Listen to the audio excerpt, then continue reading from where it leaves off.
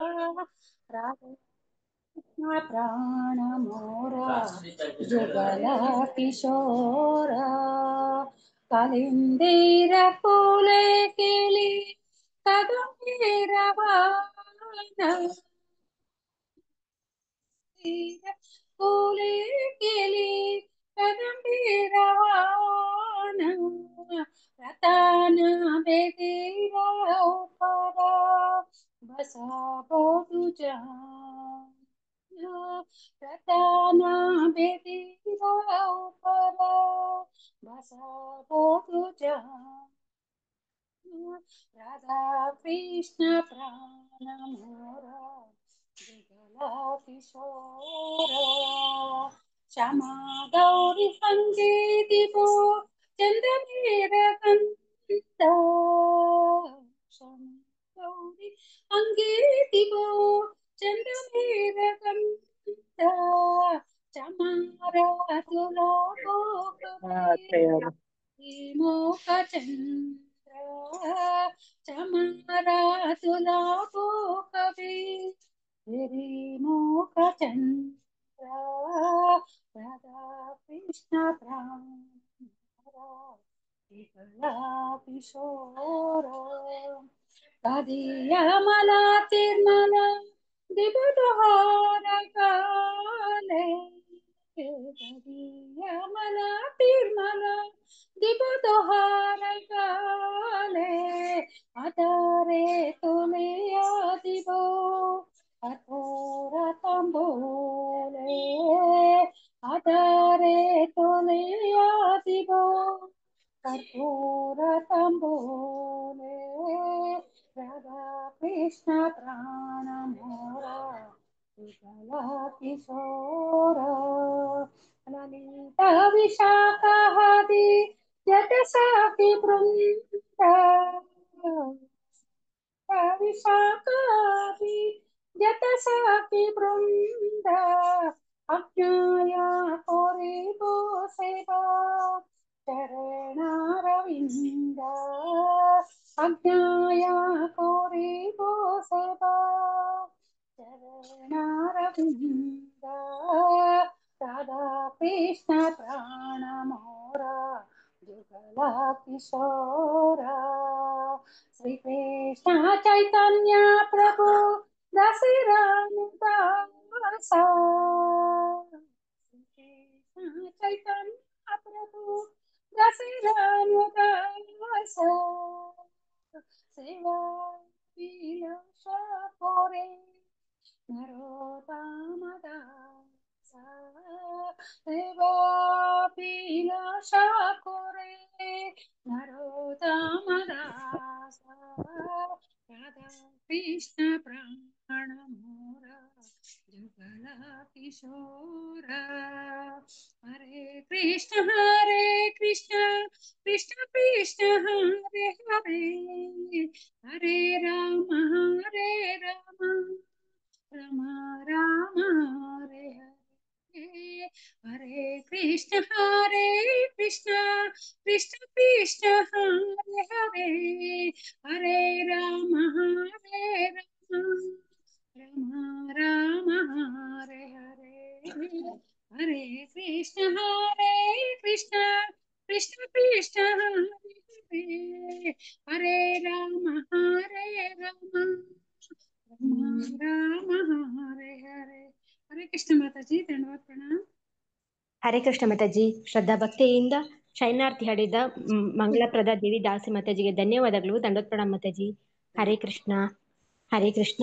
ಈಗ ಶ್ರವಣ ವಿಷಯ ಕೀರ್ತನ ಕುವಾರಿ ಯಶೋಧ ಪಾವನಿ ಮಾತಾಜಿ ಅವರಿಗೆ ನುಡಿ ನಮನಗಳಿಗಾಗಿ ಇಂದಿನ ಶ್ರೀಲ ರೂಪ ಗೋಸ್ವಾಮಿಗಳ ಭಕ್ತಿ ರಸಾಮೃತ ಸಿಂಧು ಅಧ್ಯಯನ.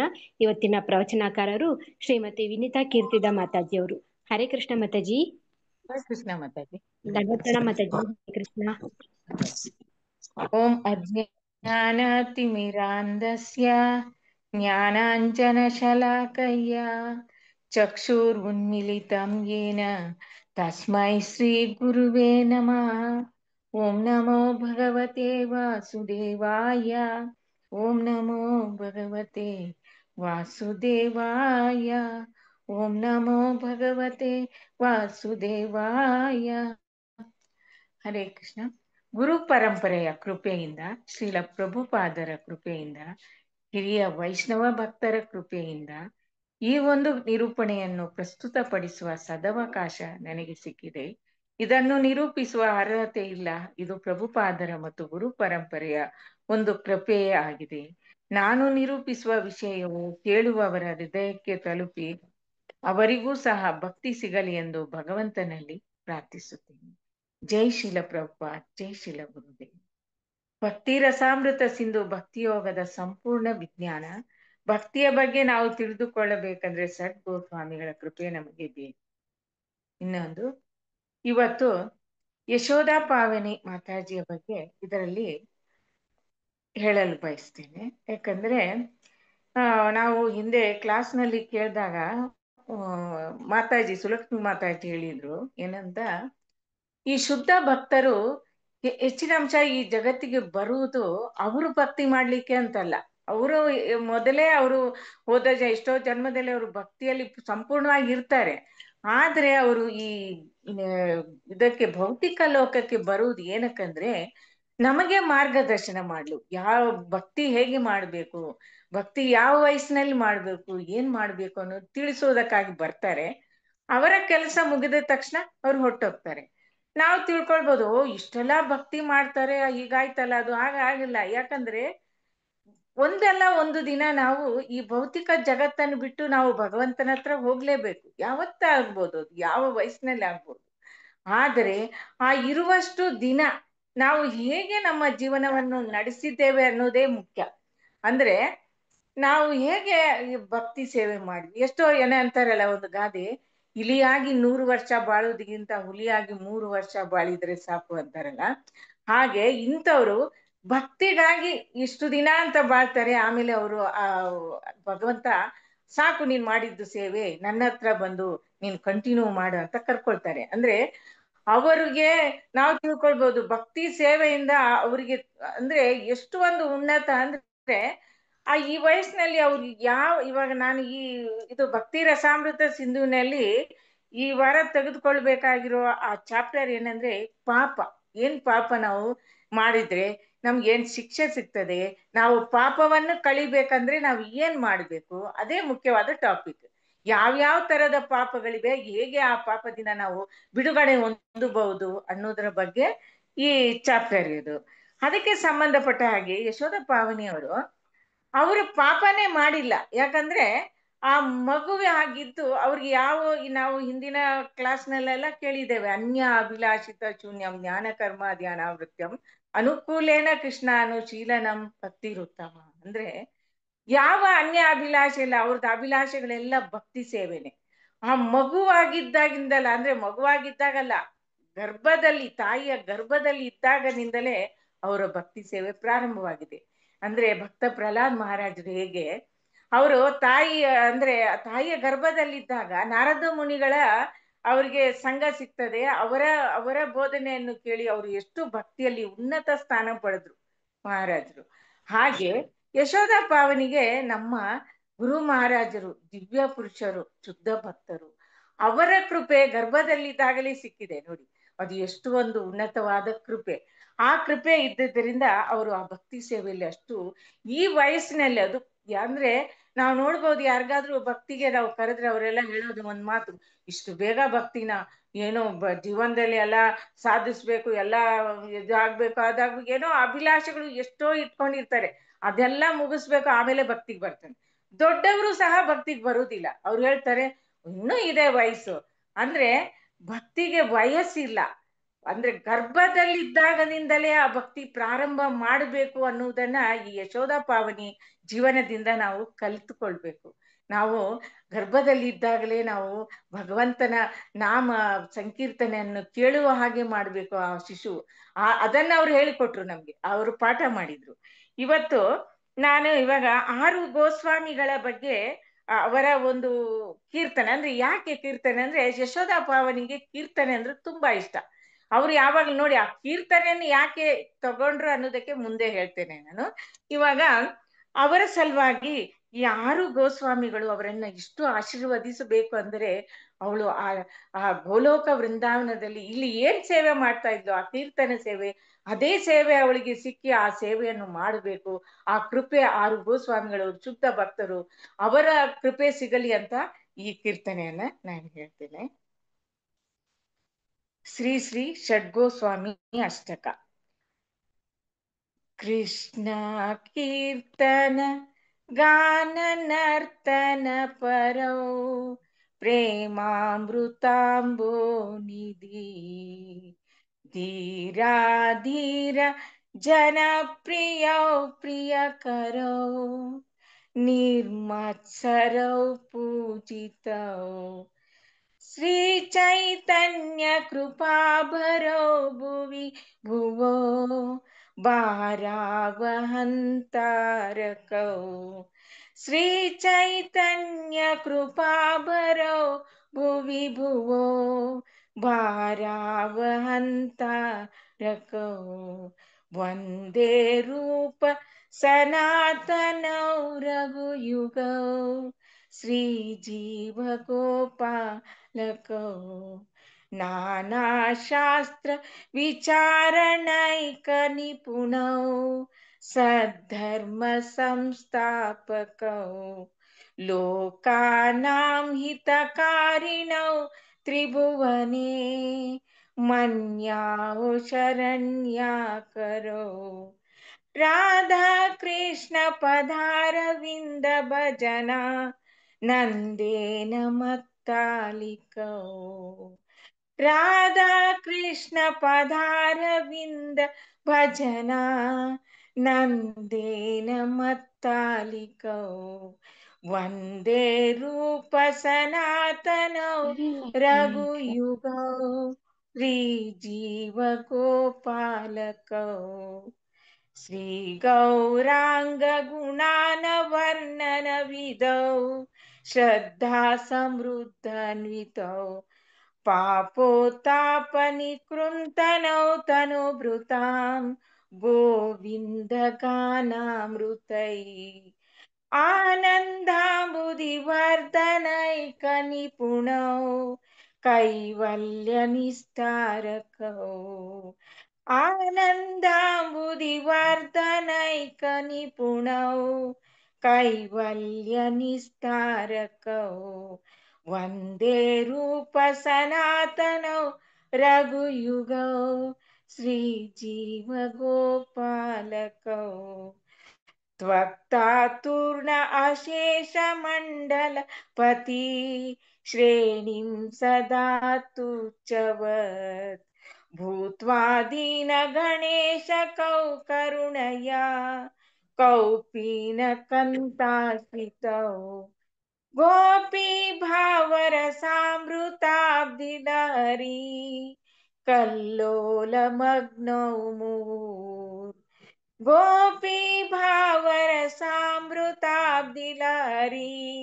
ಕಲ್ಲೋಲ ಮಗ್ನೌ ಮುಹುರ್ ವಂದೇ ರೂಪ ಸನಾತನೌ ರಘುಯುಗೌ ಶ್ರೀ ಜೀವ ಗೋಪಾಲಕೌ ಶ್ರೀ ಜೀವ ಗೋಪಾಲಕೌ. ಅಂದ್ರೆ ಈ ಈ ಪದ್ಯದ ಅರ್ಥ ಒಂದರಲ್ಲಿ ಅಂದ್ರೆ ಷಡ್ಗೋಸ್ವಾಮಿಗಳಾದ ಶ್ರೀ ರೂಪ ಗೋಸ್ವಾಮಿ, ಸನಾತನ ಗೋಸ್ವಾಮಿ, ಶ್ರೀ ರಘುನಾಥ ಭಟ್ಟ ಗೋಸ್ವಾಮಿ, ಶ್ರೀ ರಘುನಾಥ ದಾಸ ಗೋಸ್ವಾಮಿ, ಶ್ರೀ ಜೀವ ಗೋಸ್ವಾಮಿ ಮತ್ತು ಶ್ರೀ ಗೋಪಾಲ ಭಟ್ಟ ಗೋಸ್ವಾಮಿ ಅವರಿಗೆ ನನ್ನ ಗೌರವಪೂರ್ವಕ ಪ್ರಣಾಮಗಳು. ಅಂದ್ರೆ ಆ ಗೋಸ್ವಾಮಿಗಳು ಹೇಗೆ ಸದಾ ಶ್ರೀಕೃಷ್ಣನ ದಿವ್ಯ ನಾಮಗಳನ್ನು ಜಪಿಸುತ್ತಾ ಕೀರ್ತಿಸುತ್ತಾ ನರ್ತಿಸುತ್ತಾ ಇರುತ್ತಾರೆ. ಅಂದ್ರೆ ನಾವು ನೋಡ್ಬೋದು ಇವಳು ಯಶೋಧಾ ಪಾವನಿಯ ಜೀವನದಲ್ಲಿ ನೋಡಿ, ಆ ಚಿಕ್ಕ ವಯಸ್ಸಿನಲ್ಲಿ ಅವಳು ಮಾಡ್ತಾ ಇದ್ದಿದ್ದು ಏನಂದ್ರೆ ಸದಾ ಕೃಷ್ಣನ ದಿವ್ಯ ನಾಮಗಳನ್ನು ಜಪಿಸ್ತಾ ಕೀರ್ತನೆ ಮಾಡ್ತಾ ನರ್ತಿಸುತ್ತಾ ಇರ್ತಾ ಇದ್ಲು. ಅಂದ್ರೆ ಇದರಲ್ಲಿ ಆ ಗೋಸ್ವಾಮಿಗಳು ಅಂದ್ರೆ ಅವರು ದೊಡ್ಡ ಅಷ್ಟು ಎಲ್ಲ ತಿಳಿದವರು, ಅವರು ಮುಕ್ತ ಆತ್ಮರು. ಅವರು ಮಾಡುವಂತ ಸೇವೆಯನ್ನು ಆ ಚಿಕ್ಕ ಮಗುವಿನಿಂದಲೇ ಸ್ಟಾರ್ಟ್ ಮಾಡ್ತದೆ. ಅಂದ್ರೆ ಆ ಭಕ್ತಿ ಬಗ್ಗೆ ಎಷ್ಟು ಅವಳಿಗೆ ಗೊತ್ತಿದೆ ಅಂದ್ರೆ ಹಿರಿಯರಿಗೂ ಗೊತ್ತಾಗುದಿಲ್ಲ, ಅಂದ್ರೆ ಅವಳಿಗೆ ಎಷ್ಟು ಗೊತ್ತಾಗಿದೆ ಅನ್ನೋದನ್ನ ಇದ್ರಲ್ಲಿ ತಿಳ್ಕೊಳ್ಬೇಕು. ಅವರನ್ನು ಸಾಧುಗಳು ಮಾತ್ರವಲ್ಲ, ದುಷ್ಟರು ಸಹ ಇಷ್ಟಪಡ್ತಾರೆ. ಯಾರು ಭಗವತ್ ಸೇವೆಯಲ್ಲಿ, ಭಗವಂತನ ಸೇವೆಯಲ್ಲಿ ನಿರತರಾಗಿರ್ತಾರೋ ಅವರನ್ನು ಎಲ್ಲರೂ ಇಷ್ಟಪಡ್ತಾರೆ. ಇವಾಗ ನೋಡ್ಬೋದು, ಪ್ರತಿಯೊಬ್ಬರ ಮನೆಯಲ್ಲಿ, ಪ್ರತಿಯೊಬ್ಬರ ಬಾಯಲ್ಲಿ ಯಶೋದಾಪ ಎಲ್ಲರ ಮನೆಯಲ್ಲಿ ದುಃಖ, ಎಲ್ಲರ ಮನೆಯಲ್ಲಿ ಅವಳ ಬಗ್ಗೆ ಒಂದು ಮಾತುಗಳೇ ಇದೆ. ಅಂದ್ರೆ ಇದರಿಂದ ಗೊತ್ತಾಗ್ತದೆ ಆ ಶುದ್ಧ ಭಕ್ತರ ಇದು ಹೇಗೆ ಅವರ ಸ್ಮರಣೆ ಮಾಡ್ತಾರೆ, ಒಂದೊಂದು ದಿನವೂ ಹೇಗೆ ಅವಳ ಇದು ಗ್ಲೋರಿಫಿಕೇಶನ್ ಮಾಡ್ತಾ ಇದ್ದಾರೆ ಅನ್ನೋದನ್ನ ನಾವು ತಿಳ್ಕೊಳ್ಬಹುದು. ಅಂದ್ರೆ ಈ ಯಾವ ಕಾರ್ಯಗಳನ್ನು ಮಾಡಿದರೂ ಎಲ್ಲರಿಗೂ ಸಂತುಷ್ಟಿಯನ್ನುಂಟು ಮಾಡುತ್ತದೆ. ಅವರು ಶ್ರೀ ಚೈತನ್ಯ ಮಹಾಪ್ರಭುಗಳ ಕೃಪೆಯ ಸ್ವರೂಪರು. ಆ ವಿಧದಲ್ಲಿ ಅವರು ಈ ಭೌತಿಕ ಜಗತ್ತಿನಲ್ಲಿನ ಬದ್ಧ ಜೀವಿಗಳನ್ನು ಮುಕ್ತರನ್ನಾಗಿಸಲು ಪ್ರಚಾರ ಕಾರ್ಯಗಳಲ್ಲಿ ನಿಗ್ನರಾಗಿರುತ್ತಾರೆ. ಅಂದ್ರೆ ಶುದ್ಧ ಭಕ್ತರು, ಈ ಗೋಸ್ವಾಮಿಗಳು ಏನ್ ಮಾಡ್ತಾರೆ, ಅವರು ಮುಕ್ತಿ ಅವ್ರು ಮುಕ್ತ ಅವ್ರಿಗೇನ್ ಮುಕ್ತಿ ಹೊಂದ್ಲಿಕ್ಕೆ ಅವರು ಭಕ್ತಿ ಸೇವೆ ಮಾಡ್ಬೇಕನ್ನೋದೇ ಇಲ್ಲ. ಅವರು ಬಂದಿರೋದೇ ನಮಗೆ ಮಾರ್ಗದರ್ಶನ ಮಾಡ್ಲಿಕ್ಕೆ. ಹಾಗೆ ಶುದ್ಧ ಭಕ್ತರು ಹೇಗೆ ಭಕ್ತಿ ಸೇವೆಯಲ್ಲಿ ನಿರತರಾಗುವುದಿಲ್ಲ, ಎಲ್ಲರನ್ನು ಮುಕ್ತರನ್ನಾಗಿ ಮಾಡ್ತಾರೆ. ಅವರು ಈ ಭೌತಿಕ ಕಾರ್ಯದಲ್ಲಿ ಇದು ಭೌತಿಕ ಬದ್ಧ ಜೀವಿಗಳನ್ನು ಮುಕ್ತರನ್ನಾಗಿಸಲು ಪ್ರಚಾರ ಕಾರ್ಯಗಳಲ್ಲಿ ನಿಮ್ನರಾಗಿರ್ತಾರೆ. ಆಮೇಲೆ ಇಡೀ ಮಾನವ ಜಾತಿಯ ಶ್ರೇಯಸ್ಸಿಗಾಗಿ ಸನಾತನ ಧರ್ಮವನ್ನು ಸ್ಥಾಪಿಸಲು ಎಲ್ಲಾ ಶಾಸ್ತ್ರಗಳನ್ನು ಸೂಕ್ಷ್ಮವಾಗಿ ಅಧ್ಯಯನ ಮಾಡುವುದರಲ್ಲಿ ನಿಪುಣರು. ಆದ್ದರಿಂದ ಅವರು 3 ಲೋಕಗಳಲ್ಲೂ ಗೌರವಿಸಲ್ಪಡುವರು. ಅವರು ಗೋಪಿ ಭಾವದಿಂದ ಶ್ರೀ ರಾಧಾಕೃಷ್ಣರ ದಿವ್ಯವಾದ ಸೇವೆಯಲ್ಲಿ ನಿಮಗ್ನರಾಗಿ ಇರುವವರಾದ್ದರಿಂದ ಅವರ ಆಶ್ರಯ ಪಡೆಯಬೇಕು. ಅಂದ್ರೆ ಅವರು ನಾವು ನೋಡ್ಬೋದು, ಈ ಗೋಸ್ವಾಮಿಗಳು ಎಲ್ಲಾ ಶಾಸ್ತ್ರಗಳನ್ನು ಓದಿ ಅವರು ಪರಿಣಿತರಾಗಿರ್ತಾರೆ. ಆದರೆ ಈ ಯಶೋಧ ಪಾವನಿ ಬಗ್ಗೆ ನಾನು ಹೇಳಿ ಬಯಸ್ತೇನೆ. ಏನಂದ್ರೆ, ನಾನು ದೀಕ್ಷೆ ತಗೊಳ್ಳಿಕ್ ಹೋದಾಗ ಅವಳು ಇದ್ಲು ನನ್ನ ಜೊತೆಯಲ್ಲಿ. ಆವಾಗ ಅವಳಿಗೆ 12 ವಯಸ್ಸು ಇರ್ಬೋದು. ಅವಳನ್ನ ನಾನು ಕೇಳ್ದೆ, ಇಷ್ಟು ಬೇಗ ನೀನು ದೀಕ್ಷೆ ತಗೊಳ್ತಾ ಇದೀಯಲ್ಲ, ಇವಾಗ ನೀನ್ ಎಲ್ಲಾ ಪುಸ್ತಕಗಳನ್ನು ಶಾಸ್ತ್ರಗಳನ್ನು ಓದಿದ್ಯಾ ಅಂತ ಕೇಳ್ದೆ. ಅದಕ್ಕೆ ಅವಳು ಹೇಳಿದ್ದು, ನಾನು ಭಗವದ್ಗೀತೆ, ಭಾಗವತ ಎಲ್ಲಾ ಪುಸ್ತಕವನ್ನು ಓದಿದ್ದೇನೆ, ಯಾವ ಪ್ರಶ್ನೆ ಕೇಳಿದ್ರು ನಾನು ಉತ್ತರ ಕೊಡ್ತೇನೆ, ಹಾಗೆ ಓದಿದ್ದೇನೆ.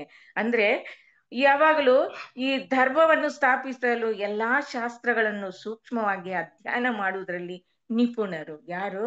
ಶುದ್ಧ ಭಕ್ತರು. ಅವರು ಹಾಗೆ ಆ ಮಗು ನೋಡಿ ಆ ವಯಸ್ಸಿನಲ್ಲಿ ದೀಕ್ಷೆ ತಗೊಳ್ತಾ ಇದೆ. ನಾನದು ಇಷ್ಟು ಬೇಗ ದೀಕ್ಷೆ ತಗೊಳ್ತಾ ಇದ್ದೀಯಲ್ಲ, ನಿನ್ ಕಷ್ಟ ಆಗುದಿಲ್ವಾ ಓದ್ಲಿಕ್ಕೆ ಅಲ್ಲ? ಅವಾಗ ಇಲ್ಲ, ನನಗಿನ್ನೂ ನಾನು ಇದು ಭಕ್ತಿ ಸೇವೆ ಮಾಡೋದ್ರಿಂದ ನನ್ಗಿನ್ನೂ ಚೆನ್ನಾಗಿ ನನ್ಗೆ ಅರ್ಥ ಆಗ್ತದೆ ಎಲ್ಲ ಅಂತ ಹೇಳಿದ್ದು. ಅವಳು ಹೇಳಿದ್ದು ಒಂದು ಮಾತು ನನಗೆ ಭಕ್ತರಲ್ಲಿ ನಾನು ರೆಕಾರ್ಡ್ ಬ್ರೇಕ್ ಮಾಡ್ಬೇಕು, ನಾನು ಬೇಗ ದೀಕ್ಷೆ ತಗೊಂಡು ನಾನು ರೆಕಾರ್ಡ್ ಬ್ರೇಕ್ ಮಾಡ್ಬೇಕು ಅನ್ನೋ ಮಾತು ಹೇಳಿದ್ಲು.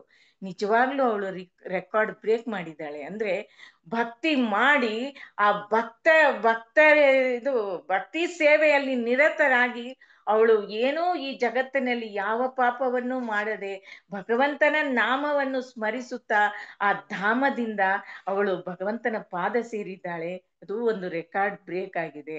ಆ ಒಂದು ಮಾತು ನನ್ಗೆ ಯಾವಾಗ್ಲೂ ನೆನ್ಪಿರ್ತದೆ. ಅವಳು ಆ ಮಾತನ್ನಲ್ಲಿ ಹೇಳಿದ್ಲು. ಅವಳು ಆ ದೀಕ್ಷೆ ತಗೊಳ್ಳೋ ಸಮಯದಲ್ಲಿ ನಾನು ಕೇಳ್ದವ, ಇಲ್ಲ ಮಾತಾಜಿ, ನಾನು ರೆಕಾರ್ಡ್ ಬ್ರೇಕ್ ಮಾಡ್ಬೇಕು, ನಾನು ಬೇಗ ನಾನು ದೀಕ್ಷೆ ತಗೊಳ್ಬೇಕು ಅಂತ. ದೀಕ್ಷೆ ಅವಳು ನಾವು ಇವಾಗ್ಲೂ ಎಷ್ಟು ವಯಸ್ಸಾಗಿರ್ತದೆ, ದೀಕ್ಷೆ ತಗೊಳ್ಳಿ ಅಂದ್ರೆ ಅಯ್ಯೋ ನನಗೆ ಇನ್ನೂ ಇದು ಇದೆ, ಇನ್ನೂ ಆ ಸೇವೆ ಇದೆ, ಅದು ಮಾಡ್ಬೇಕು, ಮಗನಿಗೆ ಮದುವೆ ಮಾಡ್ಬೇಕು, ಅದು ಮಾಡ್ಬೇಕು, ಏನೇನೆಲ್ಲ ಹೇಳ್ತಾರೆ ಕಾರಣಗಳು. ಆ ಮಗು ನೋಡಿ ಆ ಚಿಕ್ಕ ವಯಸ್ಸಿನಲ್ಲೇ ಅದು ಎಷ್ಟು ಶುದ್ಧ ಭಕ್ತಿ ಅಂದ್ರೆ ಅವಳು ಅಷ್ಟು ಬೇಗ ಆ ಗುರು ಮಹಾರಾಜರ ಹತ್ರ ನೋಡಿ, ಸಮಯ ಅನ್ನೋದು ನಾವು ತಿಳ್ಕೊಳ್ತೇವೆ, ನಾವು ಇನ್ನು ಸ್ವಲ್ಪ ದಿನ ಆದ್ಮೇಲೆ ಎಲ್ಲಾ ಮಾಡ್ಬಿಟ್ಟು ಎಲ್ಲಾ ಮುಗಿಸಿ ನಾವು ದೀಕ್ಷೆ ತಗೊಳ್ವಾ ಅಂತ.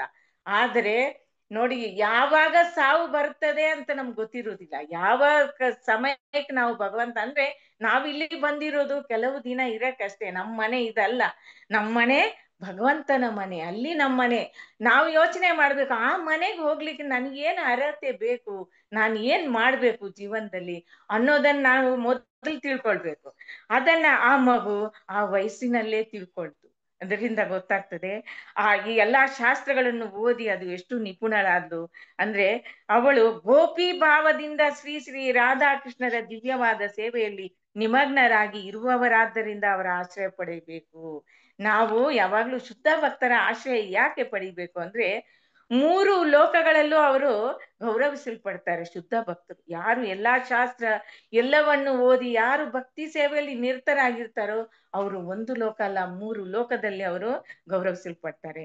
ಅವರು ಯಾವ ರೀತಿ ಭಕ್ತಿ ಮಾಡ್ತಾರೆ ಈ ಗೋಸ್ವಾಮಿಗಳಂದ್ರೆ ಗೋಪಿ ಭಾವದಿಂದ ಭಕ್ತಿ ಮಾಡ್ತಾರೆ.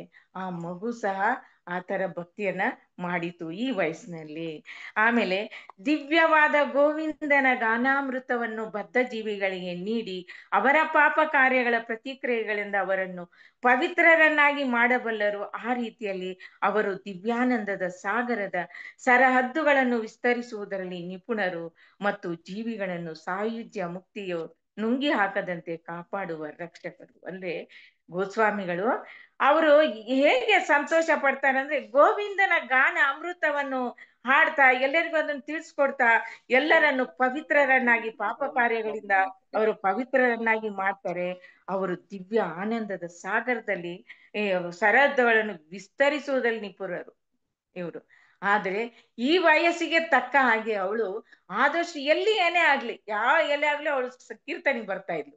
ತಿಂಗಳು ನಾವು ನೋಡ್ಬೋದು ಸೆಕೆಂಡ್ ಸ್ಯಾಟರ್ಡೆ ಆದ್ರೆ ಅವಳಿಗೆ ಏನು ಓದೋದಿರುತ್ತೋ ಎಕ್ಸಾಮ್ ಇರುತ್ತೋ ಏನು ಇರುತ್ತೋ ಏನ್ ಗೊತ್ತಿಲ್ಲ, ಆದ್ರೆ ಆ ಇದಕ್ಕೆ ಅವಳು ಅಟೆಂಡ್ ಆಗ್ತಾ ಇದ್ಲು, ಬಂದು ಆ ಕೀರ್ತನೆ ಮಾಡ್ತಾ ಇದ್ಲು, ಭಗವಂತ ಸೇವೆ ಮಾಡ್ತಾ ಇದ್ಲು, ಅವಳು ಬರ್ತಾ ಇದ್ಲು.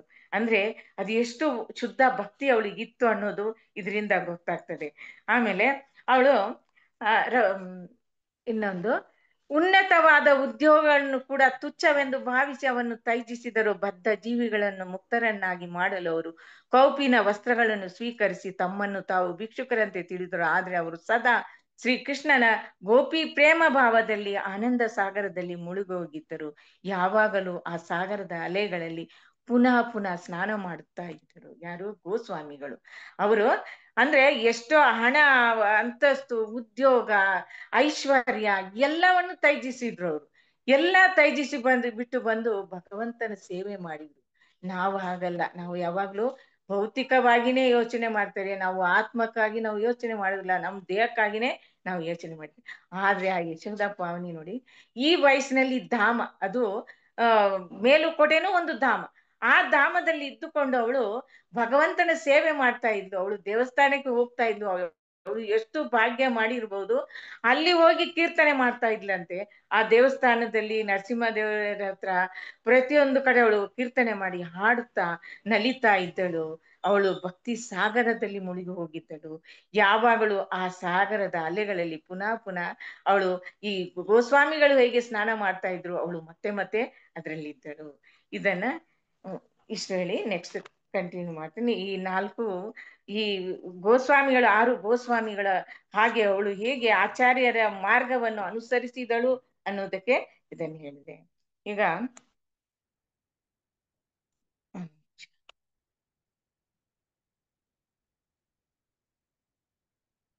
ಇವಾಗ ಈ ಟಾಪಿಕ್, ಇವತ್ತಿನ ಟಾಪಿಕ್ ಏನಂದ್ರೆ ಪಾಪ. ಅಂದ್ರೆ ನಾವು ಯಾವ ತರ ಪಾಪ ಮಾಡ್ತೇವೆ, ಏನೇನ್ ಪಾಪ ಇದೆ, ಆ ಪಾಪದಿಂದ ನಾವು ಬಿಡುಗಡೆ ಆಗ್ಬೇಕಾದ್ರೆ ನಾವು ಏನೇನ್ ಮಾಡ್ಬೇಕು ಅನ್ನೋದನ್ನ ಇಲ್ಲಿ ಹೇಳ್ತೇನೆ.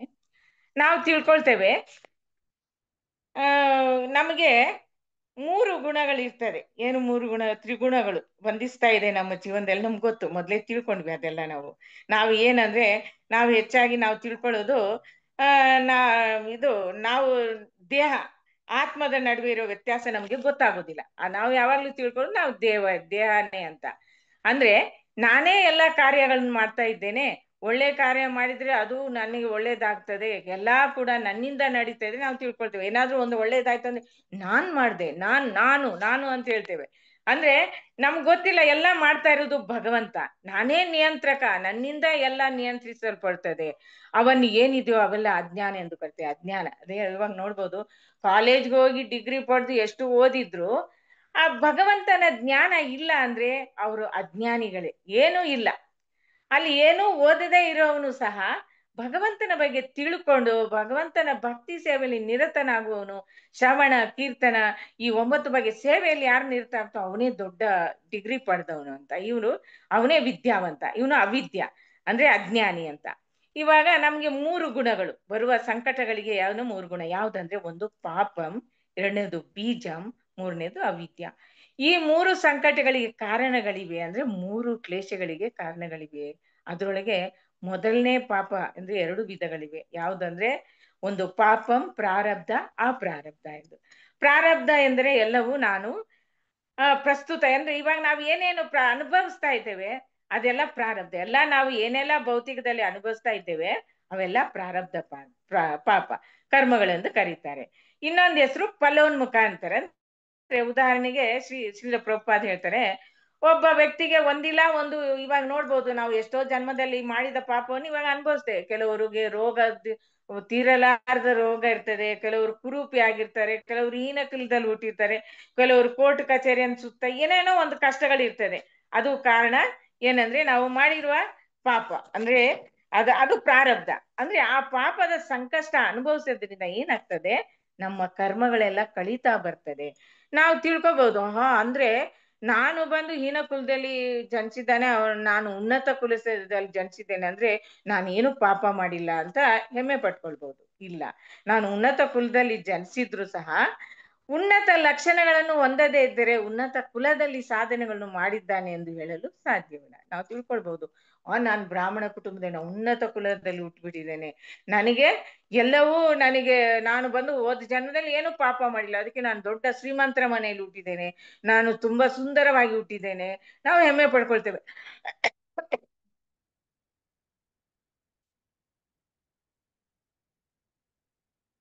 ಹಾಗೆ ಹಾಗಲ್ಲ.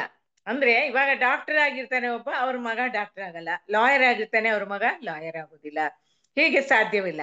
ಆದರೆ ನಾವು ಈ ದೇಹವನ್ನು ಪಡೆದಾಗ ನಾವು ಒಳ್ಳೆಯ ಕಾರ್ಯಗಳಿಂದ ಒಳ್ಳೆಯ ದೇಹ ಪಡೆದಿದ್ರೆ ಕೂಡ ಆ ಒಂದು ದೇಹವನ್ನು ಪಡೆದಿರುವ ಮುಖ್ಯ ಉದ್ದೇಶವನ್ನು ನಾವು ತಿಳಿದುಕೊಳ್ಬೇಕು. ಏನಕ್ಕೆ ನಾನು ಈ ದೇಹ ಪಡೆದಿದ್ದೇನೆ, ಅದ್ರ ಉದ್ದೇಶ ಏನು ಅನ್ನೋದನ್ನ ತಿಳ್ಕೊಳ್ಬೇಕು. ಅಂದ್ರೆ ನಾವು ಶುದ್ಧ ಭಕ್ತಿ ಸೇವೆಯಲ್ಲಿ ತೊಡಗಲು ಪ್ರಯತ್ನವನ್ನು ಮಾಡಬೇಕು. ಅಂದ್ರೆ ಈ ಯಶೋಧಾ ಪಾವನಿಗೆ ಆ ಚಿಕ್ಕ ವಯಸ್ಸಿನಲ್ಲೇ ನೋಡಿ, ಅವಳಿಗೆ ಆ ಭಕ್ತಿ ಅನ್ನೋದು ಇದು ಗರ್ಭದಲ್ಲಿ ಇದ್ದಾಗಿಂದಲೇ ಬಂತು. ಅಂದ್ರೆ ಆ ಭಕ್ತಿಯನ್ನು ಅವಳು ಮಾಡ್ತಾ ಇದ್ಲು, ಯಾರು ಹೇಳ್ಬೇಕಾಗಿಲ್ಲ. ಚಿಕ್ಕ ಮಗುವಾಗಿದ್ದಾಗನು ನಾನು ಆ ದೇವಸ್ಥಾನದಲ್ಲಿ ಆ ಚಿಕ್ಕ ಮಗುವಿದ ಮೊದ್ಲು ನೋಡಿದಾಗ ಅವಳು ಆ ಗೋಪಿ ಡ್ರೆಸ್ ಹಾಕೊಂಡು ಯಾರೋ ಒಂದು ಪ್ರಭು ಏನೋ ಒಂದು ಪ್ರಶ್ನೆ ಕೇಳಿದ್ರು ಟಕ್ಕಂತ ಅವಳು ಉತ್ತರ ಕೊಟ್ಲು. ನನಗೆ ಆಶ್ಚರ್ಯ ಆಯ್ತು, ಇಷ್ಟು ಚಿಕ್ಕ ವಯಸ್ಸಿನಲ್ಲಿ ಹೀಗೆ ಮಾತಾಡ್ತಾಳಲ್ಲ ಇವಳು ಅಂತೇಳಿ. ಅಂದ್ರೆ ಆವಾಗ ಆ ಪ್ರಭು ಹೇಳಿದ್ರು, ಈ ಶುದ್ಧ ಭಕ್ತರ ಮನೆಯಲ್ಲಿ ಹುಟ್ಟಿದ ಮಗು ನೋಡಿ ಎಷ್ಟು ಜಾಣತನದಿಂದ ಇದೆ. ಅಂದ್ರೆ ಭಗವಂತ ಅವರಿಗೆ ಆ ಭಕ್ತಿ ಬುದ್ಧಿಯನ್ನು ಕೊಡ್ತಾನೆ. ಅಂತ ಒಂದು ಭಕ್ತಿ ಸೇವೆಯನ್ನು ಮಾಡುವ ಬುದ್ಧಿಯನ್ನು ಭಗವಂತ ಕೊಡ್ತಾನೆ. ಆದರೆ ಇದು ಶುದ್ಧ ಭಕ್ತಿ ಸೇವೆಯಲ್ಲಿ ತೊಡಗಿರಲು ಪ್ರಯತ್ನವನ್ನು ಮಾಡಬೇಕು. ಆ ಪ್ರಾರಬ್ಧ ಇನ್ನು ವ್ಯಕ್ತ ರೀತಿ ಅಂದ್ರೆ ಪ್ರಾರಬ್ಧ ನಮ್ಗೆ ಬಂದಿದೆ, ಎಷ್ಟೋ ಕಷ್ಟ, ಅದನ್ನ ನಾವು ಅನುಭವಿಸಿದಾಗ ಏನಾಗ್ತದೆ, ನಮ್ಮದು ಪ್ರಾರಬ್ಧ ಅಂದ್ರೆ ನಮ್ಮ ಕರ್ಮಗಳು ನಮ್ಮ ಪಾಪಗಳು ಕಡಿಮೆ ಆಗ್ತಾ ಹೋಗ್ತದೆ, ಡೆಬಿಟ್ ಆಗ್ತಾ ಹೋಗ್ತದೆ, ಅಂದ್ರೆ ಕಳೀತಾ ಹೋಗ್ತದೆ. ನಾವು ತಿಳ್ಕೊಳ್ಬಹುದು, ಅಯ್ಯೋ ನಾನು ಭಕ್ತಿ ಮಾಡ್ತಾ ಇದ್ದೇನೆ, ಇಷ್ಟೆಲ್ಲ ಭಕ್ತಿ ಮಾಡ್ತೇನೆ, ಹಿಂಗ್ ಮಾಡ್ತೇನೆ ಬೆಳಗಿಂದ ಸಾಯಂಕಾಲ, ಆದ್ರೆ ನಾವು ಎಷ್ಟೋ ಜನ್ಮದಲ್ಲಿ ಮಾಡಿದ ಪಾಪ ಗಂಟು ನಮ್ಮ ಹತ್ರ ಇದೆ. ಇವಾಗ ಆ ಕಷ್ಟಗಳನ್ನು ಅನುಭವಿಸ್ತಾ ಏನಾಗ್ತದೆ, ನಮ್ಮ ಪಾಪಗಳು ಕಡಿಮೆ ಆಗ್ತಾ ಬರ್ತದೆ. ಅಂದ್ರೆ ಒಂದು ಉದಾಹರಣೆ, ನಾನು ಒಂದು ದೇವಸ್ಥಾನಕ್ಕೆ ಹೋದ ಒಬ್ರು ಕ್ಲಾಸ್ ನಲ್ಲಿ ಹೇಳಿದ್ರು ಅದನ್ನ. ಏನಂದ್ರೆ ಒಬ್ಬ ವ್ಯಕ್ತಿ ಏನ್ ಮಾಡ್ತಾ ಇರ್ತಾನೆ, ದಿನಾಲು ದೇವಸ್ಥಾನಕ್ಕೆ ಹೋಗ್ತಾನೆ, ಒಂದಿನ ತಪ್ಪದೆ ಹೋಗ್ತಾನೆ. ಆದ್ರೆ ಇನ್ನೊಬ್ಬ ವ್ಯಕ್ತಿ ಅವತ್ತೇ ದೇವಸ್ಥಾನಕ್ಕೆ ಬಂದಿರ್ತಾನೆ. ಅವನು ಆ ದೇವಸ್ಥಾನ ಸುತ್ತಿ ಬರ್ಬೇಕಾದ್ರೆ ಅವನಿಗೆ 10 ರೂಪಾಯಿ ಸಿಗ್ತದೆ. ಆಮೇಲೆ ಇನ್ನೊಬ್ಬನಿಗೆ ಕಾಲಿಗೆ ಏನಾಗ್ತದೆ, ಭಕ್ತಿಯಿಂದ ಸೇವೆ ಮಾಡುವವನಿಗೆ ಆ ತೆಂಗಿನಕಾಯಿ ಯಾರೋ ಹೊಡೆದು ಅದು ಕಾಲಲ್ಲಿ ಚುಚ್ಚಿ ರಕ್ತ ಸುರಿತಾ ಇರ್ತದೆ. ಈ ಯಾವತ್ತೋ ಒಂದು ದಿನ ದೇವಸ್ಥಾನಕ್ಕೆ ಬಂದವನು ನಗ್ತಾನೆ, ಅವನು ಹೇಳ್ತಾನೆ, ನೀನ್ ಏನ್ ಭಕ್ತಿ ಮಾಡಿ ಏನು ಪ್ರಯೋಜನ, ನಾನ್ ನೋಡಿ ಒಂದಿನ ದೇವಸ್ಥಾನಕ್ಕೆ ಬಂದಿದ್ದೇನೆ, ನನ್ಗೆ ದುಡ್ಡು ಸಿಕ್ತು, ನಿನಗ್ ನೋಡ್ದ ಈ ತರ ಆಯ್ತು ಅಂತ ಹೇಳಿ. ಆವಾಗ ಆ ಭಕ್ತನಿಗೆ ಒಂಥರ ಆಗ್ತದೆ, ಏನಪ್ಪಾ ಹೌದಲ್ಲ ಇವನು ಹೇಳುದು, ನಾನ್ ಮಾಡೋದಾದ್ರೆ ತಪ್ಪ ಅಂತ ಹೇಳಿ ಅವನು ಒಂಥರ ಕೂತು ಬಿಡ್ತಾನೆ ಅಲ್ಲೇ. ಆವಾಗ ಅವನ್ಗೆ ಆ ಶರೀರವಾಣಿ ಕೇಳ್ತದೆ, ಏನಂದ್ರೆ ಭಗವಂತ ಹೇಳ್ತಾರೆ, ಭಕ್ತ ನಿನಗೆ ಇವತ್ತು ಕಾಲು ಹೋಗ್ಬೇಕಾಗಿತ್ತು, ಆದ್ರೆ ನಾನ್ ನಿನ್ನನ್ನ ಕಾಪಾಡಿದ್ದೇನೆ, ಬರೀ ಒಂದು ಗಾಯದಿಂದ ನಿನ್ನನ್ನು ಕಾಪಾಡಿದ್ದೇನೆ. ಆವಾಗ ಅವನ್ ಕೇಳ್ತಾನೆ, ಆದ್ರೆ ಆ ವ್ಯಕ್ತಿಗೆ ಹಣ ಸಿಕ್ತಲ್ಲ, ಅವ್ನು ಯಾವತ್ತೂ ಇಲ್ಲ ಇವತ್ತು ಬಂದಿದ್ದಾನೆ. ಆವಾಗ ಅವ್ರು ಹೇಳ್ತಾರೆ, ಅವನಿಗೊಂದು ನಿಧಿ ಸಿಗ್ಬೇಕಾಗಿತ್ತು, ಆದ್ರೆ ಇವತ್ತು 10 ರೂಪಾಯಲ್ಲಿ ಹೋಯ್ತು. ಅಂದ್ರೆ ನಮಗೆ ಏನ್ ಕರ್ಮ ಬರ್ದಿದ ಅದು ನಡಿಲೇಬೇಕು, ಆದ್ರೆ ಭಗವಂತನ ಭಕ್ತಿ ಮಾಡಿದಾಗ ಅದು ದೊಡ್ಡದಾಗಿ ಬರೋದು ಏನಾಗ್ತದೆ, ಚಿಕ್ಕದಾಗಿ ಬರ್ತದೆ. ನಾವು ನೋಡ್ಬೋದು ಈ ಕುರುಕ್ಷೇತ್ರ ಯುದ್ಧದಲ್ಲಿನೂ ಅರ್ಜುನನಿಗೆ ಆ ಕರ್ಣನಿಂದ ಜೀವ ಅಪಾಯ ಇರ್ತದೆ. ಅಂದ್ರೆ ಆ ಬಾಣವನ್ನು ಬಿಟ್ಟಿರ್ತಾನೆ. ಆವಾಗ ಭಗವಂತ ಏನ್ ಮಾಡ್ತಾನೆ, ತನ್ನ ಕಾಲ ಹೆಬ್ಬರಳಿನಿಂದ ಆ ರಥವನ್ನು ಕೆಳಗೆ ಅದುಮಿದಾಗ ಆ ತಲೆಗೆ ಬಂದಂತ ಅಪಾಯ ಆ ಕಿರೀಟವನ್ನು ತಗೊಂಡು ಹೋಗ್ತದೆ. ಅಂದ್ರೆ ಭಗವಂತ ಆ ತರ ಭಕ್ತನನ್ನ ಕಾಪಾಡ್ತಾನೆ. ಅಂದ್ರೆ ಏನೇ ಪ್ರಾರಬ್ಧ ಇರ್ಬೋದು, ಏನೇ ಕಷ್ಟ ಇರ್ಬೋದು, ಅದು ನಾವು ಭಕ್ತಿ ಸೇವೆ ಮಾಡೋದ್ರಿಂದ ಅದು ಹೋಗ್ತದೆ. ಇವಾಗ ಆ ಪ್ರಾರಬ್ಧ ಪಾಪಗಳಲ್ಲಿ 2 ವಿಧ ಅಂತ ಹೇಳಿದೆ. ಒಂದು ಪಕ್ವ ರೀತಿಯಲ್ಲಿ ಇರೋದು, ಇನ್ನೊಂದು ಅಪಕ್ವ. ಆ ಪ್ರಾರಬ್ಧ ಎಂದರೆ ಅಪಕ್ವವಾದದ್ದು. ಅಂದ್ರೆ ನಮ್ಗೆ ತಕ್ಷಣ ನಾವು ಮಾಡಿದ ಪಾಪ ತಕ್ಷಣ ನಮ್ಗೆ ಶಿಕ್ಷೆ ಸಿಗೋದಿಲ್ಲ. ನಾವು ನೋಡ್ಬೋದು ಎಷ್ಟೋ ಜನರನ್ನ ನಾವು ಅಯ್ಯೋ ಅವ್ನು ಏನೆಲ್ಲಾ ಪಾಪ ಮಾಡ್ತಾನೆ, ಎಷ್ಟು ಚೆನ್ನಾಗಿದ್ದಾನಲ್ಲ ಅಂತೇವೆ. ಆದ್ರೆ ಅವನ್ಗೆ ಆ ಸಮಯ ಇನ್ನೂ ಬಂದಿಲ್ಲ. ಒಂದು ಪಾಪದ ಗಂಟು ಅದು ಯಾವತ್ತು ಹೋಗುದಿಲ್ಲ, ಹಾಗೆ ಇರ್ತದೆ ಅದು. ಆದ್ರೆ ಅದು ಅಪಕ್ವ ರೀತಿಯಲ್ಲಿ ಇರ್ತದೆ.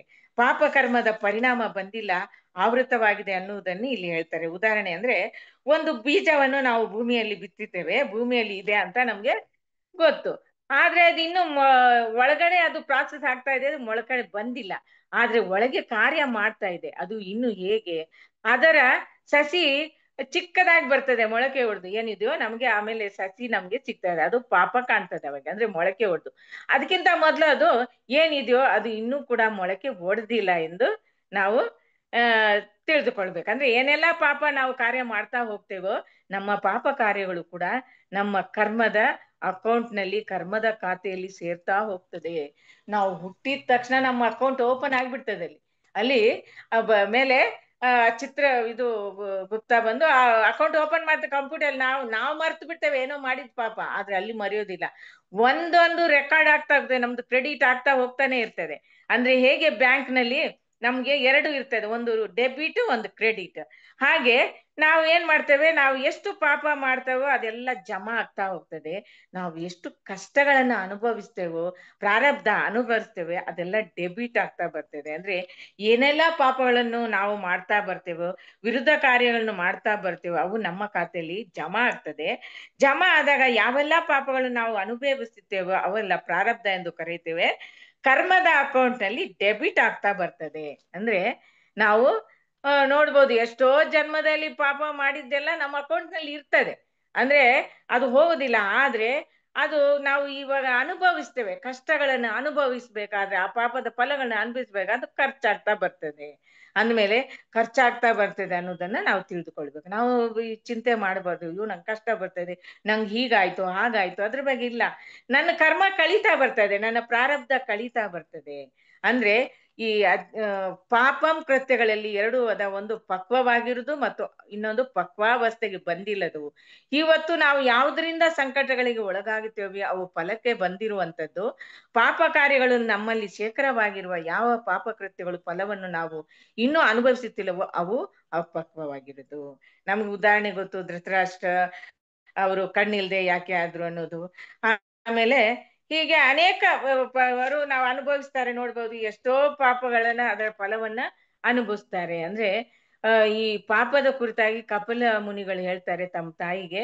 ಅಂದ್ರೆ ಶ್ರೀಮದ್ ಭಾಗವತಂದಲ್ಲಿ ಎನ್ನಾಮಧೇಯ ಶ್ರವಣಾನು ಕೀರ್ತನಾದ್ ಯತ್ ಪ್ರೇಹರಣ ದತ್ ಸ್ಮರಣಾದಪಿ ಕ್ವಚಿತ್ ಶಾದ್ಯೋಪಿ ಸದ್ಯ ಸವನಾಯ ಕಲ್ಪತೆ ಕುತಃ ಪುನಸ್ತೆ ಭಗವಾನ್ ದರ್ಶನಾತ್. ಅಂದ್ರೆ ಸ್ವಪಚ ಕುಲದಲ್ಲಿ, ಅಂದ್ರೆ ಚಂಡಾಲ ಕುಲದಲ್ಲಿ ಹುಟ್ಟಿದವನು ಕೂಡ ಒಮ್ಮೆ ದೇವೋತ್ತಮ ಪರಮ ಪುರುಷನ ಪುಣ್ಯ ನಾಮವನ್ನು ಉಚ್ಚರಿಸಿದರೆ, ಅವನ ಸಂಕೀರ್ತನ ಮಾಡಿದರೆ, ಅವನಿಗೆ ನಮಸ್ಕಾರಗಳನ್ನು ಸಲ್ಲಿಸಿದರೆ ಅಥವಾ ಸ್ಮರಿಸಿದರೆ ವೈದಿಕ ಯಜ್ಞಗಳನ್ನು ಆಚರಿಸಲು ಅವನು ಅರ್ಹನಾಗ್ತಾನೆ. ಅಂದ್ರೆ ಎಷ್ಟೇ ಪಾಪ ಮಾಡಿದ್ರು, ಅಂದ್ರೆ ನೋಡಿ ಇದಕ್ಕೆ ಪರಿಹಾರ, ನಾವು ಅನೇಕ ಪಾಪಗಳನ್ನು ಮಾಡ್ತೇವೆ, ಆ ಪಾಪಗಳಿಗೆ ಪರಿಹಾರ ಏನು ಅನ್ನೋದನ್ನು ಕೊಟ್ಟಿದ್ದಾರೆ. ಅಂದ್ರೆ ನಾವು ಯಾವಾಗ ನಾವು ಭಗವಂತನ ನಾಮವನ್ನು ಉಚ್ಚರಿಸ್ತೇವೋ, ಸಂಕೀರ್ತನೆ ಮಾಡ್ತೇವೋ, ಅವುಗಳ ನಮಸ್ಕಾರಗಳನ್ನು ಮಾಡ್ತೇವೋ, ಭಗವಂತನಿಗೆ ಸ್ಮರಿಸ್ತೇವೋ, ವೈದಿಕ ಯಜ್ಞಗಳನ್ನ ಆಚರಿಸ್ತೇವೆ, ಆಗ ನಾವು ಭಕ್ತಿ ಸೇವೆ ಅಂದ್ರೆ ಯಜ್ಞಗಳನ್ನೇ ಮಾಡಬಹುದು, ಅರ್ಹನಾಗ್ತೇವೆ. ಎಂದರೆ ನಾವು ನಾಯಿ ಭಕ್ಷಕರು ಕುಟುಂಬದಲ್ಲಿ ಬಂದು ಒಂದು ಸಲವಾದ್ರೂ ಪವಿತ್ರ ನಾಮದ ಸ್ಮರಿಸಿದರೆ ಅಥವಾ ಸಂಕೀರ್ತನೆ ಯಜ್ಞ ಮಾಡಿದರೆ ಅವನು ವೈದಿಕ ಯಜ್ಞಗಳನ್ನು ಆಚರಿಸಲು ಅರ್ಹನಾಗುತ್ತೇನೆ. ಇಲ್ಲಿವರೆಗೆ ಇಲ್ಲಿ ಯಶೋಧ ಪಾವನಿ ಬಗ್ಗೆ 1-2 ಮಾತು ಹೇಳ್ತೇನೆ. ಅಂದ್ರೆ ಅವಳು ಇವತ್ತಿನ ಕ್ಲಾಸ್ ನಾವು ಅವಳಿಗಾಗಿ ಇದನ್ನು ಸಮರ್ಪಿಸ್ತೀವಿ. ಅಂದ್ರೆ ಆಚಾರ್ಯರಾಗಿ ಅವಳು ಇಲ್ಲಿ ತಮ್ಮ ಸೇವೆಯನ್ನು ಮುಗಿಸಿ ಹೋಗಲು ಬಂದಿದ್ದಾಳೆ. ಅಂದ್ರೆ ಕೃಷ್ಣ ಭಕ್ತಿ, ಕೃಷ್ಣ ಪ್ರಜ್ಞೆಯಲ್ಲಿ ನಾವು ಮಾಡುವ ಭಕ್ತಿ, ನಮ್ಮ ಹಿಂದಿನ ಜನ್ಮದಲ್ಲಿ ನಾವು ಮಾಡಿದ ಭಕ್ತಿ, ಆ ಜನ್ಮದಲ್ಲಿ ನಾವು ಹಿಂದಿನ ಪಾಠದಲ್ಲಿ ಓದಿದ ನಾವು ಏನೇ ಭಕ್ತಿ ಮಾಡಿದ್ರು ಅದು ನಮ್ಮ ಅಕೌಂಟ್ ಅಲ್ಲಿ ಇರ್ತದೆ. ಆವಾಗ ನಾವು ಮತ್ತೆ ಜನ್ಮ ಪಡೆದಾಗ ಅಲ್ಲಿಂದನೇ ಮುಂದುವರಿತದೆ ನಮ್ಮ ಭಕ್ತಿ ಸೇವೆ. ಆದ್ರೆ ಶುದ್ಧ ಭಕ್ತರು ಹಾಗಿಲ್ಲ, ಅವ್ರು ಪೂರ್ತಿ ಭಕ್ತಿ ಹಿಂದಿನ ಜನ್ಮದಲ್ಲಿ ಮಾಡ್ಬಿಟ್ಟಿರ್ತಾರೆ. ಅವ್ರು ಬಂದಿರೋದು ನಮ್ಮ ಸಲುವಾಗಿ. ಅವ್ರೇನ್ ಮಾಡ್ತಾರೆ, ಇಲ್ಲಿ ನಮಗೆ ಒಂದು ಪಾಠ, ನೀ ಈ ತರ ಮಾಡ್ಬೇಕು ಅನ್ನೋದನ್ನ ಅವರು ಹೇಳ್ಕೊಡ್ಲಿಕ್ಕೆ ಬರ್ತಾರೆ. ಆಗ ಆ ಭಕ್ತಿ ಸೇವೆ ಬಂದು ಅವರು ಅವರು ಅವರ ಜೀವನ ಭಕ್ತಿ ಸೇವೆ ಮಾಡುವುದನ್ನ ನಾವು ತಿಳ್ಕೊಳ್ಬೇಕು. ಇದರಿಂದ ಪ್ರಾರಂಭವಾಗ್ತದೆ.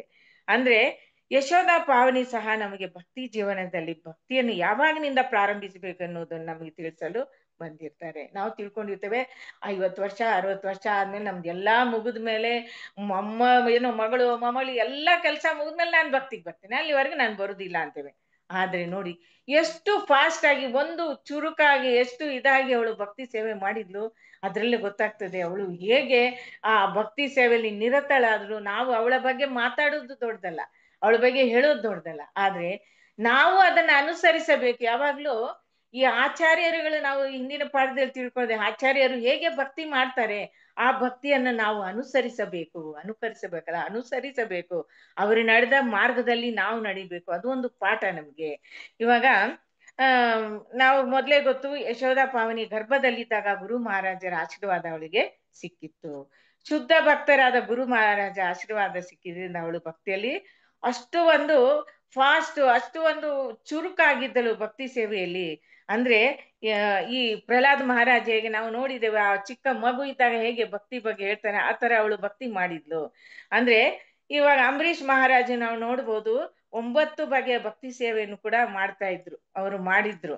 ಅಂದ್ರೆ ಈ ಶ್ರವಣಂ ಕೀರ್ತನಂ ವಿಷ್ಣು ಸ್ಮರಣಂ ಅರ್ಚನಂ ವಂದನಂ ದಾಸ್ಯಂ ಸಾಕ್ಯಂ ಆತ್ಮನಿವೇದನಂ. ಅಂದ್ರೆ ಆ 9 ಬಗೆಯ ಭಕ್ತಿ ಸೇವೆಯನ್ನು ಯಶೋಧ ಪಾವನಿನೂ ಮಾಡಿದ್ದಾಳೆ. ಅಂದ್ರೆ ಶ್ರವಣ ಮಾಡ್ತಾ ಇದ್ಲು ಅವಳು, ಭಕ್ತಿಯನ್ನ ತುಂಬಾ ಕ್ಲಾಸ್ಗಳನ್ನ ಕೇಳ್ತಾ ಇದ್ಲು. ಆಮೇಲೆ ಕ್ಲಾಸ್ಗೆ ಹೆಚ್ಚಿನ ಅಂಶ ದೇವಸ್ಥಾನಕ್ಕೆ ಆ ವಯಸ್ಸಿನಲ್ಲಿ ನೋಡಿ ಅವಳು ಆಟ ಆಡ್ಲಿಕ್ಕೋ ಅಥವಾ ಬೇರೆ ಕಡೆ ಎಲ್ಲೋ ಯಾವ್ದೋ ಒಂದು ಭೌತಿಕ ಇಂದ್ರಿಯ ಸಿಕ್ಕೋಕೆ ಎಲ್ಲೂ ಹೋಗ್ಲಿಲ್ಲ. ಅವಳು ಯಾವಾಗ್ಲೂ ದೇವಸ್ಥಾನಕ್ಕೆ ಬರ್ತಾ ಇದ್ಲು, ಯಾವಾಗ್ಲೂ ಆ ಶ್ರವಣ ಮಾಡ್ತಾ ಇದ್ಲು. ಆಯ್ತಾ. ಎರಡನೇದಾಗಿ ಅವಳು ಕೀರ್ತನ, ಅಂದ್ರೆ ಕೀರ್ತನ, ಭಗವಂತನಿಗೆ ಕೀರ್ತನೆ ಅಂದ್ರೆ ತುಂಬಾ ಇಷ್ಟ. ಅಂದ್ರೆ ಹರಿನಾಮ ಜಪ ಕೀರ್ತನೆ ಅಂದ್ರೆ ಭಗವಂತ ಅಷ್ಟು ಇಷ್ಟ ಪಡ್ತಾನೆ. ಅವಳು ಅದನ್ನ ಆ ಕೀರ್ತನೆಯನ್ನ ಆರಿಸ್ಕೊಂಡಿರ್ತಾಳೆ ಅವಳು ಭಕ್ತಿ ಸೇವೆಯಲ್ಲಿ. ಅಂದ್ರೆ ಭಕ್ತಿ ರಸಾಮೃತ ಸಿಂಧುವಿನಲ್ಲಿ ಮುಖ್ಯವಾಗಿ ಇದನ್ನ ಈ 9 ಬಗೆಯ ಸೇವೆಯನ್ನು ಹೇಗ್ ಮಾಡ್ಬೇಕು ಅನ್ನೋದು ಮುಂದೆ ನಮ್ಗೆ ಕೊಟ್ಟಿದ್ದಾರೆ, ಅದನ್ನ ಇವತ್ತು ಹೇಳ್ತೇನೆ. ಅಂದ್ರೆ ಭಕ್ತಿ ರಸಾಮೃತ ಸಿಂಧುವಿನಲ್ಲಿ ತಿಳಿಸಿದ್ದಾರೆ, ಯಶೋಧ ಪಾವಿನಿ ವಿಷ್ಣು ಸ್ಮರಣಂ ಪ್ರತಿದಿನ ಪ್ರತಿ ಕ್ಷಣ ಮಾಡ್ತಾ ಇದ್ಲು. ಅದು ಎಲ್ಲಿ? ಧಾಮದಲ್ಲಿ ಮಾಡ್ತಾ ಇದ್ಲು. ದೇವಸ್ಥಾನಕ್ಕೆ ಹೋಗೋದು, ದೇವಸ್ಥಾನದಲ್ಲಿ ಭಗವಂತನಿಗಾಗಿ ಕೀರ್ತನೆ ಮಾಡೋದು, ಅರ್ಚನೆ ಮಾಡೋದು ಎಲ್ಲ ಮಾಡ್ತಾ ಇದ್ಲು. ಆಮೇಲೆ ನರಸಿಂಹ ದೇವರಿಗೆ ಅಂದ್ರೆ ಅವಳು ಕೀರ್ತನೆಯನ್ನ ಹಾಡ್ತಾ ಇದ್ಲು. ಭಗವಂತನ ಸೇವೆಯನ್ನು ದಾಸ್ಯ ಭಾವದಿಂದ ಅವಳು ಮಾಡ್ತಾ ಇದ್ಲು, ಸಾಕ್ಯ ಭಾವದಿಂದ. ಮೊನ್ನೆ ಅವರ ಮಾವ ಹೇಳಿದ್ರು, ಅವಳು ಆ ರಾಖಿ ಕಟ್ಟಿದ್ಲು ಭಗವಂತನಿಗೆ. ಕಟ್ಟಿಬಿಟ್ಟು ನೋಡಿ ಅವಳ ಕನಸಿನಲ್ಲಿ, ಅಂದ್ರೆ ಆ ಬಲದೇವರೇ ಅವ್ರ ಕನಸಿಗೆ ಬರ್ತಾಳೆ. ಅಂದ್ರೆ ಅವಳು ಸೇವೆಗೆ ಎಷ್ಟು ಅವಳು ತೃಪ್ತಿ ಆಗಿರ್ಬೋದು ಅಂತ ತಿಳ್ಕೊಳ್ಬಹುದು ನಾವು. ಅವರು ಅಂದ್ರೆ ಅದರಿಂದ ನಮ್ಗೆ ಗೊತ್ತಾಗ್ತದೆ ಭಕ್ತಿ ಸೇವೆ ಮಾಡಿದಾಗ ಆ ಭಗವಂತ ನಮ್ಗೆ ಹೇಗೆ ಕರುಣೆ ತೋರಿಸ್ತಾನೆ ಅಂತ ಇದರಿಂದ ನಾವು ತಿಳ್ಕೊಳ್ಬಹುದು. ಆಮೇಲೆ ಇದು ಇದು ಹಾಗೆ ಕೊನೆಗೆ ಅವಳು ಕೊನೆಯಲ್ಲಿ ತನ್ನ ಆತ್ಮ, ಇದು ಅಂಬರೀಷ್ ಮಹಾರಾಜರು ಅವರ ಆತ್ಮ ನಿವೇದನೆ ಮಾಡಿದ್ರು ಭಗವಂತನಿಗಾಗಿ. ಹಾಗೆಯೇ ಯಶೋಧ ಪಾವನಿನು ಆ ಧಾಮದಲ್ಲಿ, ಅದು ಎಷ್ಟು ಜನರಿಗೆ ಸಿಗುತ್ತೆ, ಆ ಧಾಮದಲ್ಲಿ ತನ್ನ ಅಂದ್ರೆ ಆತ್ಮವನ್ನು ಭಗವಂತನಿಗಾಗಿ ಅರ್ಪಿಸಿದಳು. ಅಂದ್ರೆ 9 ಬಗೆ ಸೇವೆಯನ್ನು ಮಾಡಿದಳು. ಆದ್ರೆ ಆಚಾರ್ಯರು ಹೇಳ್ತಾರೆ, ಈ 9 ಸೇವೆಯಲ್ಲಿ ಒಂದು ಸೇವೆ ಮಾಡಿದ್ರು ನಾವು ಭಗವಂತನ ಪಾದ ಸೇರ್ತೇವೆ ಅಂತ. ಆದ್ರೆ 9 ಬಗೆಯ ಸೇವೆಯನ್ನು ಅವಳು ಮಾಡಿದ್ದಾಳೆ. ಅಂದ್ರೆ ಎಷ್ಟು ಅವಳ ಶುದ್ಧ ಭಕ್ತಿ, ಅದ್ರ ಬಗ್ಗೆ ನಾವು ತಿಳ್ಕೊಂಡು ಅವಳು ಹೇಗೆ ಭಕ್ತಿ ಮಾಡ್ತಾ ಇದ್ದಳು, ನಾವು ಸಹ ಭಕ್ತಿಯನ್ನು ಮಾಡಬೇಕು ಅನ್ನೋದು ಇದು ನಮ್ಗೆ ಪಾಠವಾಗಿದೆ. ಅಂದ್ರೆ ಇನ್ನೊಂದು ಭಕ್ತಿ ರಸಾಮೃತ ಸಿಂಧುನಲ್ಲಿ 5 ಬಗೆಯ ಸೇವೆಯ 5 ಪ್ರಬಲ ವಿಧಿಗಳಿದೆ. ಏನು ಅಂದ್ರೆ, ಒಂದು ಮಥುರಾವಾಸ ಅಥವಾ ಧಾಮಗಳಲ್ಲಿ ವಾಸಿಸುವುದು, ಎರಡನೇದು ಪ್ರಭುವಿನ ಶ್ರೀ ವಿಗ್ರಹ ಪೂಜೆ ಮಾಡುವುದು, ಮೂರನೇದು ಶ್ರೀಮದ್ ಭಾಗವತ ವಾಚನ, 4 ಭಕ್ತಿ ಸೇವೆ, 5ನೇದು ಹರೇ ಕೃಷ್ಣ ಮಹಾಮಂತ್ರವನ್ನು ಜಪಿಸುವುದು. ಈ 5 ಬಂದು ಪ್ರಬಲ ವಿಧಿಗಳು. ಭಗವಂತನ ನಾವು ಭಕ್ತಿ ಸೇವೆಯಲ್ಲಿ ಮಾಡುವುದಲ್ಲಿ ನಾವು ಮಾಡಬೇಕಾದದ್ದು ಇದು. ಈ ಭಕ್ತಿ ರಸಾಮೃತ ಸಿಂಧುನಲ್ಲಿ ಇದನ್ನು ಕೊಟ್ಟಿದೆ. 5 ಬಗೆಯ ಈ ಸೇವೆಯನ್ನು ಭಗವಂತನಿಗೆ ಮಾಡಬೇಕು. ಇದನ್ನು ಹೇಗೆ ಮಾಡಿದ್ಲು ಅವಳು ಅಂತ ನೋಡ್ಬೋದು. ಅಂದ್ರೆ ಈ ಸೇವೆಯ ಪೈಕಿ ಒಂದರಲ್ಲಿ ನಾವು ಕಿಂಚಿತ್ತು ಪ್ರೀತಿ ತೋರಿದಲ್ಲಿ ಆ ಭಕ್ತಿಯು ಪ್ರಾರಂಭಿಕ ಭಕ್ತನಲ್ಲಿಯೂ ಕೂಡ ಭಕ್ತಿ ಪಾರದರ್ಶವನ್ನು ಉದ್ದೀಪಿಸ್ತದೆ ಅಂತೆ. ರೂಪ ಗೋಸ್ವಾಮಿಯರು ಇದನ್ನ ಹೇಳ್ತಾರೆ. ಈ 5 ಮಾಡ್ಬೇಕಂತಿಲ್ಲ, ಅದ್ರಲ್ಲಿ ಒಂದು ನಾವು ಪರಿಪೂರ್ಣವಾಗಿ ಮಾಡಿದ್ರು ಭಗವಂತನ ಹತ್ರ ಪಾದ ಸೇರ್ಬಹುದು ಅಂತ ನಮ್ಗೆ ಹೇಳಿದ್ದಾರೆ. ಯಾರು? ಶ್ರೀಲ ರೂಪ ಗೋಸ್ವಾಮಿ ಹೇಳಿದ್ದಾರೆ. ಆದ್ರೆ ಯಶೋಧಾ ಪಾವನಿ ಎಷ್ಟು ಭಾಗ್ಯವಂತಳೆ ಅಂದ್ರೆ 5 ಭಕ್ತಿ ಸೇವೆಯನ್ನು ಶ್ರದ್ಧಾ ಭಕ್ತಿಯಿಂದ ಮಾಡಿದ್ಲಿ. ಈ 5 ಬಗೆಯ ಸೇವೆಯನ್ನು ಅವಳು ಮಾಡ್ತಾಳೆ. ಈ ಭಕ್ತಿ ಸೇವೆ ಮಾಡಲು ಅವಳು ಚಿಕ್ಕ ಮಗುವಿನಿಂದಲೇ ಪ್ರಾರಂಭಿಸಿದಳು. ಅಂದ್ರೆ ಅವಳು ಇದ್ರ ಜೀವನವನ್ನು ನಮಗೆಲ್ಲ ಒಂದು ಮಾರ್ಗದರ್ಶನವಾಗಿ ಅವಳು ಜೀವನ ನಡೆಸಿದೆ. ಅಂದ್ರೆ ಕೊನೆಗೆ ಅವಳಿಗೆ ಭಗವಂತ ಧಾಮದಲ್ಲಿ ವಾಸಿಸಿ ಭಕ್ತಿ ಸೇವೆ ಮಾಡುವ ಭಾಗ್ಯವನ್ನು ಭಗವಂತ ಅವರಿಗೆ ಕೊಟ್ಟಿದ್ದಾರೆ. 2ನೇದಾಗಿ ಶ್ರೀಮದ್ ಭಾಗವತದ ವಾಚನ ಅವಳು ಮಾಡ್ತಾ ಇದ್ಲು. ನಾನು ಹೇಳ್ದೆ ಇಲ್ಲ, ಅವಳು ದೀಕ್ಷೆ ತಗೊಳ್ಬೇಕಾದ್ರೆ ಅವಳು ಹೇಳ್ತಾ ಇದ್ದು, ನಾನು ಎಲ್ಲಾ ಪುಸ್ತಕಗಳನ್ನು ಓದಿ. ಇವಾಗ ಮೊನ್ನೆ ಅವ್ರು ಕ್ಲಾಸ್ ಮಾಡ್ಬೇಕಾದ್ರೆ ಅವ್ರ ಮಾವನು ಹೇಳಿದ್ರು, ಅವರ ದೊಡ್ಡಪ್ಪನೂ ಹೇಳಿದ್ರು, ಯಾವ್ದೇ ಒಂದು ಪುಸ್ತಕ ಕೊಟ್ರೆ ಅವ್ರು 1 ವಾರ ಅವಳು 1-2 ದಿನದಲ್ಲಿ ಓದಿ ಮುಗಿಸ್ತಾ ಇದ್ಲು. ಅಂದ್ರೆ ಎಷ್ಟು ಅವಳು ಇದು 2ನೇದಾಗಿ ಏನ್ ಹೇಳಿದಾಳೆ, ಶ್ರೀಮದ್ ಭಾಗವತ ವಾಚನ, ಆಮೇಲೆ ವಿಗ್ರಹ ಪೂಜೆ, ಪ್ರಭುವಿನ ಶ್ರೀ ಅಂದ್ರೆ ಮನೆಯಲ್ಲೇ ಮಾಡ್ತಾ ಇದ್ಲು. ದೇವಸ್ಥಾನಕ್ಕೂ ಹೋಗ್ತಾ ಇದ್ಲು, ಆ ಧಾಮದಲ್ಲಿ ಆ ಭಗವಂತನ ಶ್ರೀ ವಿಗ್ರಹ ಸೇವೆಯನ್ನು ಮಾಡ್ತಾ ಇದ್ಲು. 3ನೇದಾಗಿ ಅವಳು ಇದು ಶ್ರೀಮದ್ ಭಾಗವತ, ಭಗವದ್ಗೀತೆ ಎಲ್ಲಾ ಪ್ರಭುಪಾದರ ಪುಸ್ತಕಗಳನ್ನೆಲ್ಲ ಓದಿ ಅವಳು ಜ್ಞಾನವನ್ನು ಪಡೆದಿದ್ಲು. ಆಯ್ತಾ. ಆಮೇಲೆ ಅವಳು ಸಂಸ್ಕೃತ ಕಲಿತಾ ಇದ್ಲು. ಬೇರೆಯವರಾಗಿದ್ರೆ ಓದಿಬಿಟ್ಟು ನಾನು ಇದು ಡಾಕ್ಟರ್ ಆಗ್ಬೇಕು, ಇಂಜಿನಿಯರ್ ಆಗ್ಬೇಕು, ಹಾಗೆ ಒಂದು ವಿದ್ಯಾಭ್ಯಾಸ ಮಾಡ್ತಾ ಇದ್ವಿ. ಇವಳ ಆಸೆ ಏನಾಗಿತ್ತಂದ್ರೆ ಸಂಸ್ಕೃತ ಓದಿ ಆ ಶ್ರೀಮದ್ ಭಾಗವತದ ಅದರ ಭಾವಾರ್ಥವನ್ನ ಹಾಗೆ ಡೈರೆಕ್ಟ್ ಆಗಿ ತಿಳ್ಕೊಂಡು ಅವ್ರು ಹೇಳ್ಬೇಕು, ಪ್ರಚಾರ ಮಾಡ್ಬೇಕು ಅನ್ನುವ ಒಂದು ಗುರಿಯನ್ನು ಇಟ್ಕೊಂಡಿದ್ಲು. ಆಮೇಲೆ 3ನೇದಾಗಿ ಭಕ್ತಿ ಸೇವೆ ಹಾಗೂ ಹರೇ ಕೃಷ್ಣ ಮಹಾಮಂತ್ರ ಜಪ. ಅಂದ್ರೆ 12 ವಯಸ್ಸಿನಲ್ಲಿ ಅವಳು 16 ಸುತ್ತು ಜಪ ಮಾಡಿದ್ರಿಂದಲೇ ಅವಳಿಗೆ ದೀಕ್ಷೆ ಸಿಕ್ಕಿದೆ. ಅಂದ್ರೆ ಅವಳು ಯಾವ ತರ ಆ ಭಗವಂತನ ಈ ಹರೇ ಕೃಷ್ಣ ಮಹಾಮಂತ್ರವನ್ನು ಅವಳು ಜಪಿಸಿರ್ಬಹುದು. ಅಂದ್ರೆ ಪ್ರಭುಪಾದರ ಪುಸ್ತಕಗಳನ್ನು ಓದಿದ್ಲು, ಮತ್ತೆ ದೀಕ್ಷೆ ತೆಗೆದುಕೊಳ್ಳುವಾಗ ಅವಳು ಎಷ್ಟು ಎಲ್ಲಾ ಜ್ಞಾನವನ್ನು ಪಡೆದಿದ್ಲು. ಹೀಗೆ ಭಕ್ತಿ ಸೇವೆಯಲ್ಲಿ ಅಂದ್ರೆ ಅವಳು ಜೀವನದಲ್ಲಿ ಅವಳು ರೆಕಾರ್ಡ್ ಬ್ರೇಕ್ ಮಾಡಿದ್ಲು ಈ ವಯಸ್ಸಿನಲ್ಲಿ. ಅಂದ್ರೆ ಶುದ್ಧ ಭಕ್ತರಾದ ಗುರು ಮಹಾರಾಜರ ದಿವ್ಯ ಪುರುಷರಾದ ಗುರು ಮಹಾರಾಜರ ಸಂಘಕ್ಕೆ ಅವಳು ಬಂದಿದ್ರಿಂದ ಇದೆಲ್ಲ ಸಾಧ್ಯವಾಯ್ತು. ನೋಡಿ ಹೇಗೆ ನಾರದ ಮುನಿಗಳ ಸಂಘ ಬಂದಾಗ ಈ ಭಕ್ತ ಪ್ರಹ್ಲಾದ್ ಮಹಾರಾಜರು ಯಾವ ತರ ಭಕ್ತಿ ಮಾಡಿದ್ರು, ಈ ಮಗು ಸಹ ಆ ಮಹಾರಾಜರ ಆ ಸಂಘದಿ ಅವರ ಕೃಪೆಯಿಂದ ಈ ತರ ಒಂದು ಭಕ್ತಿ ಸೇವೆಯನ್ನ ಮಾಡಿದ್ಲು. ಹೀಗೆ ನಾವು ಎಷ್ಟು ವರ್ಷ ಬಾಳ್ತೇವೆ ಅನ್ನೋದು ಮುಖ್ಯವಲ್ಲ, ನಾವು ಹೇಗೆ ಬಾಳ್ತೇವೆ ಅನ್ನೋದೇ ಮುಖ್ಯ. ಈ ಜಗತ್ನಲ್ಲಿ ಶಾಶ್ವತವಾಗಿ ಯಾರು ಇರುವುದಿಲ್ಲ. ಒಂದಲ್ಲ ಒಂದಿನ ನಾವು ನಮ್ಮ ಮನೆಗೆ ಹೋಗ್ಬೇಕು. ಆದ್ರೆ ಇರುವಾಗ ನಾವು ಭಕ್ತಿ ಸೇವೆ ಮಾಡುವುದು. ಇವಾಗ ನೋಡಿ ಒಬ್ಬೊಬ್ಬರ ಬಾಯಲ್ಲೂ ಅವಳ ಬಗ್ಗೆ ಇದಕ್ಕಿಂತ ಏನ್ ಬೇಕು, ಜೀವನದಲ್ಲಿ ಏನಿಲ್ಲ. ನಾನು ಇನ್ನೊಂದು, ಅವಳು ಯಜ್ಞ ಅಂದ್ರೆ ಸಂಕೀರ್ತನವನ್ನು ಯಾಕೆ ಅವಳು ಚೂಸ್ ಮಾಡಿದ್ಲು ಅನ್ನೋದಕ್ಕೆ 1-2 ಉದಾಹರಣೆ ಹೇಳ್ತೇನೆ. ಅಂದ್ರೆ ಈ ಯುಗದಲ್ಲಿ ದೇವ ಯಜ್ಞ ಅಥವಾ ದೇವತೆಗಳಿಗಾಗಿ ಯಜ್ಞವನ್ನು ಆಚರಿಸುವುದು ಕಾರ್ಯತಃ ಅಸಾಧ್ಯವಾದದ್ದು. ನಾವು ಆಗಿನ ಕಾಲದಲ್ಲಿ ನಾವು ನೋಡ್ಬೋದು, ಈ ಸತ್ಯ ಯುಗದಲ್ಲಿ ತಪಸ್ ಮಾಡ್ತಾ ಇದ್ರು, ಸಾವಿರಾರು ವರ್ಷ ಯಜ್ಞಗಳನ್ನು ಮಾಡ್ತಾ ಇದ್ರು, ಅದಕ್ಕೆ ಬೇಕಾದ ಸಾಮಗ್ರಿ ಎಲ್ಲ ಅವಾಗ ಸಿಗ್ತದೆ, ಎಲ್ಲ ಮಾಡ್ತಾ ಇದ್ರು. ಆದ್ರೆ ಈಗಿನ ಕಾಲದಲ್ಲಿ ಈ ಮಂತ್ರಗಳನ್ನು ಬ್ರಾಹ್ಮಣರು ಸಹ ಸರಿಯಾಗಿ ಉಚ್ಚರಿಸುವುದಿಲ್ಲ. ಅಂದ್ರೆ ಅದನ್ನೆಲ್ಲ ಜೋಡಿಸುವುದು ಕಷ್ಟ. ಅದರಿಂದ ಶ್ರೀಮದ್ ಭಾಗವತವು ಈ ಯುಗಕ್ಕೆ ಸಂಕೀರ್ತನ ಯಜ್ಞವನ್ನು ವಿಧಿಸುತ್ತದೆ. ಯಜ್ಞ ಹಿ ಸಂಕೀರ್ತನ ಪ್ರಾಯೈ ಜನಿಹಿ ಸುಮೇಧಸಃ ಅಂತ ಹೇಳ್ತಾರೆ. ಈ ಯುಗದಲ್ಲಿ ಬುದ್ಧಿವಂತನಾದವನು ಏನ್ ಮಾಡ್ತಾನೆ ಅಂದ್ರೆ ಯಾವಾಗ್ಲೂ ಹರೇ ಕೃಷ್ಣ ಕೃಷ್ಣ ಕೃಷ್ಣ ಹರೇ ಹರೇ, ಹರೇ ರಾಮ ರಾಮ ರಾಮ ಹರೇ ಹರೇ ಎಂಬ ಮಂತ್ರವನ್ನು ಉಚ್ಚರಿಸುವಷ್ಟರಿಂದ ಎಲ್ಲಾ ಬಗೆಯ ಯಜ್ಞಗಳನ್ನು ಆಚರಿಸಿ ಪೂರೈಸಿದಂತಾಗುತ್ತದೆ. ತಸ್ಮಿನ್ ತುಷ್ಟೇ ಜಗತ್ ತುಷ್ಟಿ. ಭಗವಾನ್ ವಿಷ್ಣು ತೃಪ್ತನಾದಾಗ ಪರಮ ಪ್ರಭುವಿನ ವಿಭಿನ್ನ ಅಂಶಗಳಾದ ಸಕಲ ದೇವತೆಗಳು ತೃಪ್ತರಾಗುತ್ತಾರೆ ಅಂತ ಗೊತ್ತಾಗ್ತದೆ.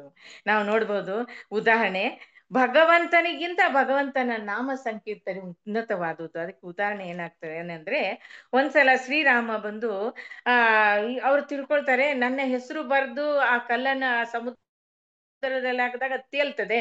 ನಾನು ಅದನ್ನ ನೋಡ್ಬೇಕಂದ್ರೆ ಅವ್ರು ಯಾರು ಇಲ್ದಾಗ ರಾತ್ರಿ ಹೊತ್ನಲ್ಲಿ ಹೋಗಿ ಒಂದು ಆ ಕಲ್ಲನ್ನು ತೆಗೆದು ಅದರಲ್ಲಿ ರಾಮ ಅಂತ ಬರ್ದು, ಇಲ್ಲ ಬರೆಯುವುದಿಲ್ಲ ಅವ್ರು ಹಾಗೆ ಸಮುದ್ರದಲ್ಲಿ ಹಾಕ್ತಾರೆ, ಯಾಕಂದ್ರೆ ಅವರೇ ರಾಮ ಅಲ್ವಾ, ಅವ್ರು ಹಾಕ್ತಾರೆ.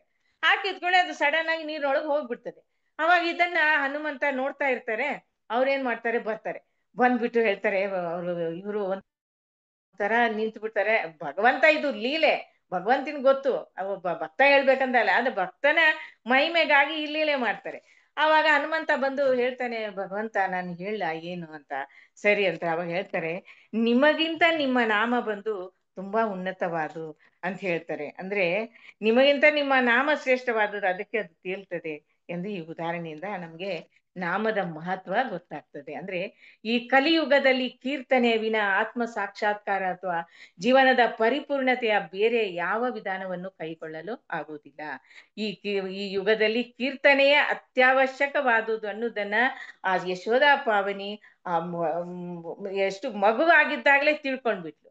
ಅಂದ್ರೆ ಸಂಕೀರ್ತನವೆಂದರೆ ಏನು, ದಿವ್ಯ ನಾಮಗಳನ್ನು ಹಾಡುವುದು ಎಂದರ್ಥ. ಕೆಲವರು ತಪ್ಪಾಗಿ ಭಾವಿಸುವಂತೆ ಹರೇ ಕೃಷ್ಣ ಆಂದೋಲನವು ಹೊಸ ಚಳುವಳಿ ಏನಲ್ಲ ಅಂದ್ರೆ ನಾವೆಲ್ಲ ತಿಳ್ಕೊಳ್ತಾರೆ, ಇವ್ರೇನೋ ಹೊಸದಾಗಿ ಮಾಡ್ತಾ ಇದ್ದಾರೆ. ಇಲ್ಲ, ಅದು ಎಷ್ಟು ಸನಾತನವಾದದ್ದು ಅನ್ನೋದಕ್ಕೆ ಒಂದು ಇದೆ. ಬ್ರಹ್ಮನ ಒಂದೊಂದು ಕಲ್ಪದಲ್ಲೂ ಹರೇ ಕೃಷ್ಣ ಆಂದೋಲನವು ಇದೆ. ಊರ್ಧ್ವ ಲೋಕಗಳಲ್ಲೆಲ್ಲ ಪರಮಾತ್ಮನ ದಿವ್ಯ ನಾಮವನ್ನು ಹಾಡಲಾಗ್ತದೆ. ಗಂಧರ್ವ ಲೋಕ, ಅಪ್ಸರ ಲೋಕ, ಬ್ರಹ್ಮಲೋಕ, ಚಂದ್ರಲೋಕಗಳು ಕೂಡಿದಂತೆ ಎಲ್ಲಾ ಲೋಕಗಳಲ್ಲೂ ಹಾಡಲಾಗುತ್ತದೆ. ಆದ್ದರಿಂದ ಶ್ರೀ ಚೈತನ್ಯ ಮಹಾಪ್ರಭುಗಳು 500 ವರ್ಷಗಳ ಹಿಂದೆ ಪ್ರಾರಂಭ ಮಾಡಿದ ಸಂಕೀರ್ತನ ಚಳುವಳಿಯು ಹೊಸದಲ್ಲ. ಕೆಲವೊಮ್ಮೆ ನಮ್ಮ ದುರದೃಷ್ಟದಿಂದಾಗಿ ಆ ಆಂದೋಲನಗಳು ನಿಂತಿದ್ದುಂಟು. ಆದರೆ ಜಗತ್ತಿನಲ್ಲೆಲ್ಲ ವಿಶ್ವ ಸಮಸ್ತದ ಪ್ರಯೋಜನಕ್ಕಾಗಿ ಚೈತನ್ಯ ಮಹಾಪ್ರಭುಗಳು ಅವರ ಸೇವಕರು ಮತ್ತೆ ಪ್ರಾರಂಭಿಸಿದ್ದಾರೆ. ಅಂದ್ರೆ ಇದು ತುಂಬಾ ತುಂಬಾ ಅಂದ್ರೆ ಭಗವಂತ ಅಂದ್ರೆ ಬ್ರಹ್ಮ ಇದನ್ನ ಹೇಳಿದಂದ್ರೆ ದಿವ್ಯ ನಾಮಗಳನ್ನ ಹೇಳ್ಬೇಕು ಅಂತ ಹೇಳಿದಾಗ್ಲೇ ಅವಾಗೇ ಇದು. ಆದ್ರೆ ಅದನ್ನ ಮತ್ತೆ ತಂದವರು ಚೈತನ್ಯ ಮಹಾಪ್ರಭುಗಳು. ಅಂದ್ರೆ ನಾವು ಯೋಚನೆ ಮಾಡಿದ್ದು, ಮಹಾಯೋಗಿ ವಾಲ್ಮೀಕಿ ಮುನಿ ಸಹ 60,000 ವರ್ಷಗಳ ಕಾಲ ಧ್ಯಾನ ಮಗ್ನರಾಗಿದ್ದರು. ಆದ್ರೆ ಅದು ಅತ್ಯಂತ ದೀರ್ಘಾವಧಿ ವಿಧಾನವಾದ್ದರಿಂದ ಈ ಯುಗಕ್ಕೆ ಅನುಷ್ಠಾನ ತರುವುದು ಅಸಾಧ್ಯ. ಹಿಂದೆ ಸಾಗರವನ್ನು ಪ್ರವೇಶಿಸಿ 10,000 ವರ್ಷಗಳ ಕಾಲ ತಪಸ್ಸುಗಳನ್ನ ಆಚರಿಸ್ತಾ ಇದ್ರು. ಜನರು ಯಾವ ಅತ್ಯುನ್ನತ ಸ್ಥಿತಿಯನ್ನು ಪಡೆದರೋ ಅದನ್ನು ಚೈತನ್ಯ ಪ್ರಭುಗಳ ಅನುಗ್ರಹದಿಂದ ಮಹಾಮಂತ್ರವನ್ನು ಜಪಿಸಿದವರು, ಹರೇ ಕೃಷ್ಣ ಮಹಾಮಂತ್ರವನ್ನು ಕೀರ್ತನೆ ಮಾಡುವವರು ಪಡೆಯುವರು. ಅಂದ್ರೆ ಇದರಿಂದ ಏನು ಗೊತ್ತಾಗ್ತದೆ, ಒಬ್ಬನು ಪರಿಶುದ್ಧನಾಗಲು ಹರಿನಾಮ ಸಂಕೀರ್ತನೆ, ಹರಿನಾಮ ಜಪವಷ್ಟೇ ಸಾಕು.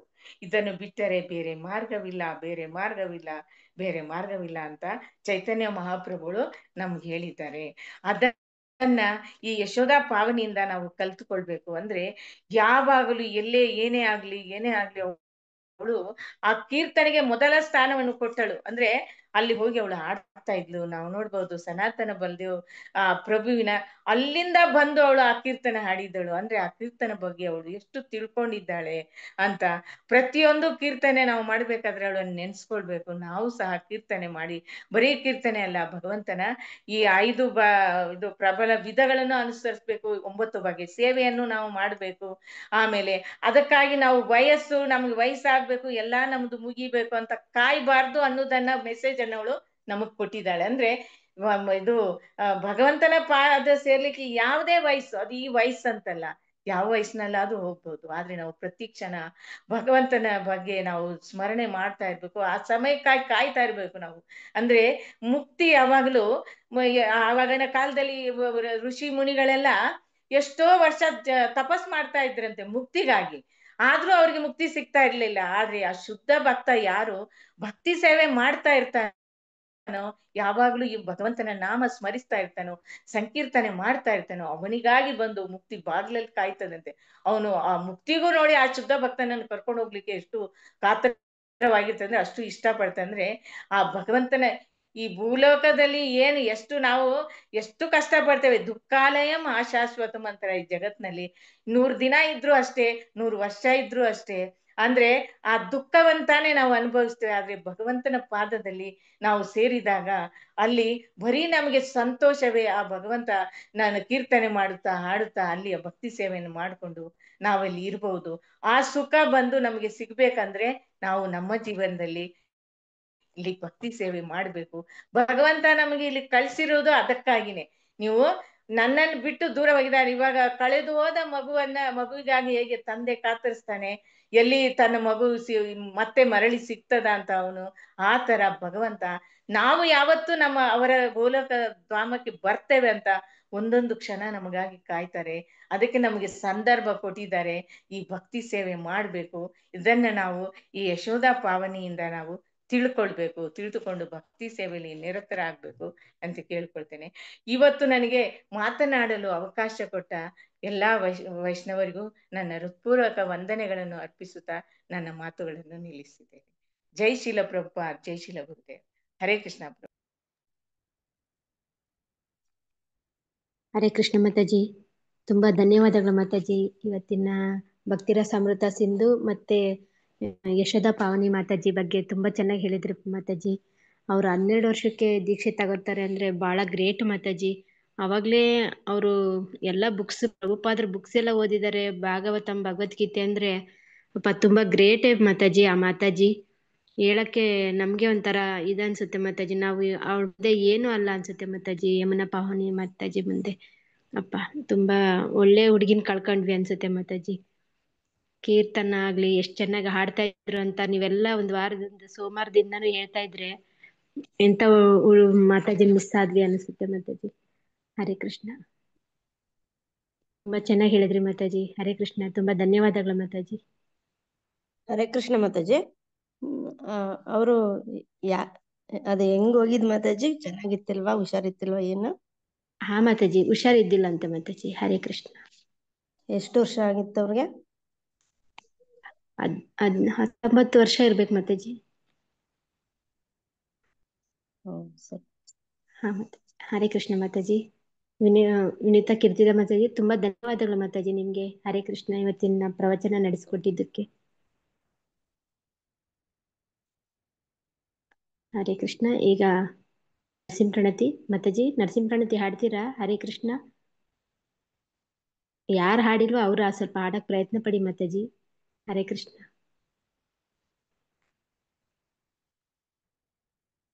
ಕೇಳಿಸ್ತಿಲ್ವಾ ಮಾತಾಜಿ? ಹರೇ ಕೃಷ್ಣ. ನಾನ್ ಹಾಡ್ತೀನಿ. ಹಾಡಿ ಮಾತಾಜಿ, ಹಾಡಿ. ಹಾಡ್ತಾರ ಯಾರಾದರೂ? ಇಲ್ಲ, ಹಾಡಿ ಮಾತಾಜಿ. ನಾನ್ ಹಾಡ್ತೀನಿ ಮಾತಾಜಿ. ಮಾತಾಜಿ ಆಡ್ತಾನಂತೆ ಮಾತಾಜಿ. ರಮೇಶ್ರೀ ಮಗ ಹಾಡ್ತಾನಂತೆ. ಹಾಡಿ ಅಂತ ಹೇಳಿ. ಹಾ. ಶ್ರೀ ನರಸಿಂಹ ಜಯ ಜಯ ನರಸಿಂಹ, ಪ್ರಹ್ಲಾದೇಶ ಜಯ ಪದ್ಮ ಮುಖ ಭೃಂಗ, ಓಂ ಗುರು ಮಹಾವಿಷ್ಣು ಜಲಂತ ನರಸಿಂಹಂ ಭದ್ರಂ ಮೃತ್ಯೋರ್ನಮಾಮಿ.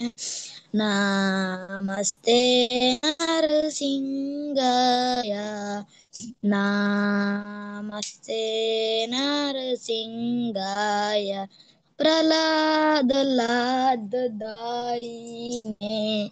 ಪ್ರಹ್ಲಾದಲಾದಾಯಿನೇ,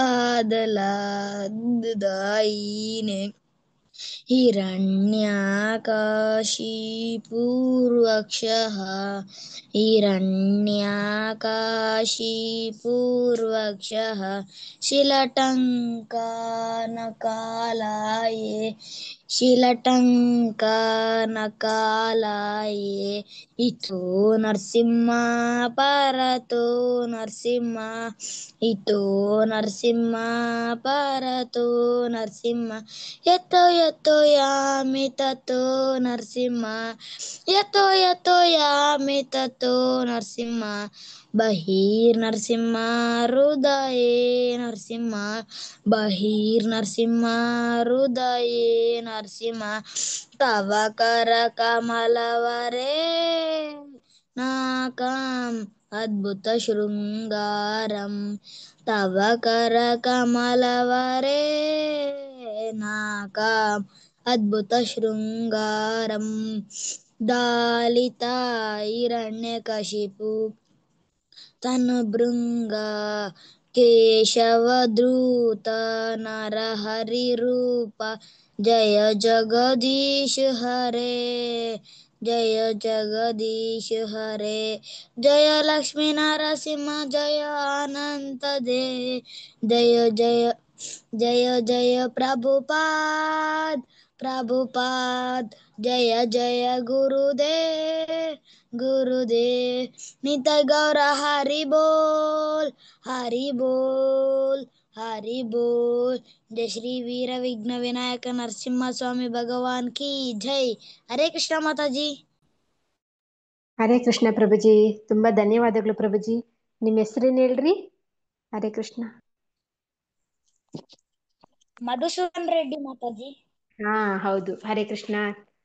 ಹರೇ ಕೃಷ್ಣ ಮಧುಸೂದನ್ ರೆಡ್ಡಿ ಪ್ರಭುಜಿಗೆ ಹರೇ ತುಂಬಾ ಕೃಷ್ಣ. ಧನ್ಯವಾದಗಳು. ಶ್ರದ್ಧಾ ಭಕ್ತಿಯಿಂದ ನರಸಿಂಹ ಪ್ರಣತಿ ಹಾಡಿದ ಮಧುಸೂದನ್ ಪ್ರಭುಜಿಗೆ ಧನ್ಯವಾದಗಳು ಪ್ರಭುಜಿ. ತುಂಬಾ ಚೆನ್ನಾಗಿ ಹೇಳಿದ್ರು ಪ್ರಭುಜಿ. ಹರೇ ಕೃಷ್ಣ. ಹರೇ ಕೃಷ್ಣ ಮಾತಾಜಿ. ಹರೇ ಕೃಷ್ಣ ಪ್ರಭುಜಿ. ಹರೇ ಕೃಷ್ಣ. ಈಗ ಮಲಗು ಮುನ್ನ ಮಾದನೇನೆ ಆನ್ಲೈನ್ ಕಾರ್ಯಕ್ರಮವನ್ನು ಮುಕ್ತಾಯ ಮಾಡೋಣ. ಕಾರ್ಯಕ್ರಮದಲ್ಲಿ ಭಾಗವಹಿಸಿದ ಎಲ್ಲ ವೈಷ್ಣವ ಭಕ್ತರಿಗೂ ಧನ್ಯವಾದಗಳು, ದಂಡವತ್ ಪ್ರಣಾಮಗಳು. ಹರೇ ಕೃಷ್ಣ. ವಾಂಚಾಕಲ್ಪತರು ಬೆಶ್ಚ ಕೃಪಾ ಸಿಂಧು ಭವ್ಯವಚ ಪತಿತಾನಾಂ ಪಾವನೇಭ್ಯ ವೈಷ್ಣವೇ ನಮೋ ನಮಃ. ಅನಂತ ಕೋಟಿ ವೈಷ್ಣವೃಂದ್ की जय, श्रील जय प्रभुपाद की जय, गुरु जय महाराज की जय. ಹರೇ ಕೃಷ್ಣ ಪ್ರಭುಜಿ. ಹರೇ ಕೃಷ್ಣ ಮಾತಾಜಿ, ಧನ್ಯವಾದಗಳು, ದಂಡವತ್ ಪ್ರಣಾಮಗಳು. ಹರೇ ಕೃಷ್ಣ. ಹರೇ ಕೃಷ್ಣ ಪ್ರಭುಜಿ, ಹರೇ ಹರೇ ಕೃಷ್ಣ ಕೃಷ್ಣ ಮಾತಾಜಿ, ಪ್ರಭುಜಿ. ಹರೇ ಧನ್ಯವಾದಗಳು, ದಂಡೋತ್ ಹರೇ ಕೃಷ್ಣ ಮಾತಾಜಿ, ದಂಡೋತ್ ಪ್ರಣಾಮ್. ಹರೇ ಕೃಷ್ಣ ಪ್ರಭುಜಿ. ಹರೇ ಕೃಷ್ಣ ಮಾತಾಜಿ, ಧನ್ಯವಾದಗಳು. ಕೃಷ್ಣ ಪ್ರಭುಜಿ, ಹರೇ ಕೃಷ್ಣ ಮಾತಾಜಿ, ದಂಡ ಪ್ರಣಾಮ್. ಹರೇ ಕೃಷ್ಣ ಮಾತಾಜಿ, ಹರೇ ಕೃಷ್ಣ ಮಾತಾಜಿ. ಹರೇ ಕೃಷ್ಣ ಮಾತಾಜಿ, ಧನ್ಯವಾದ.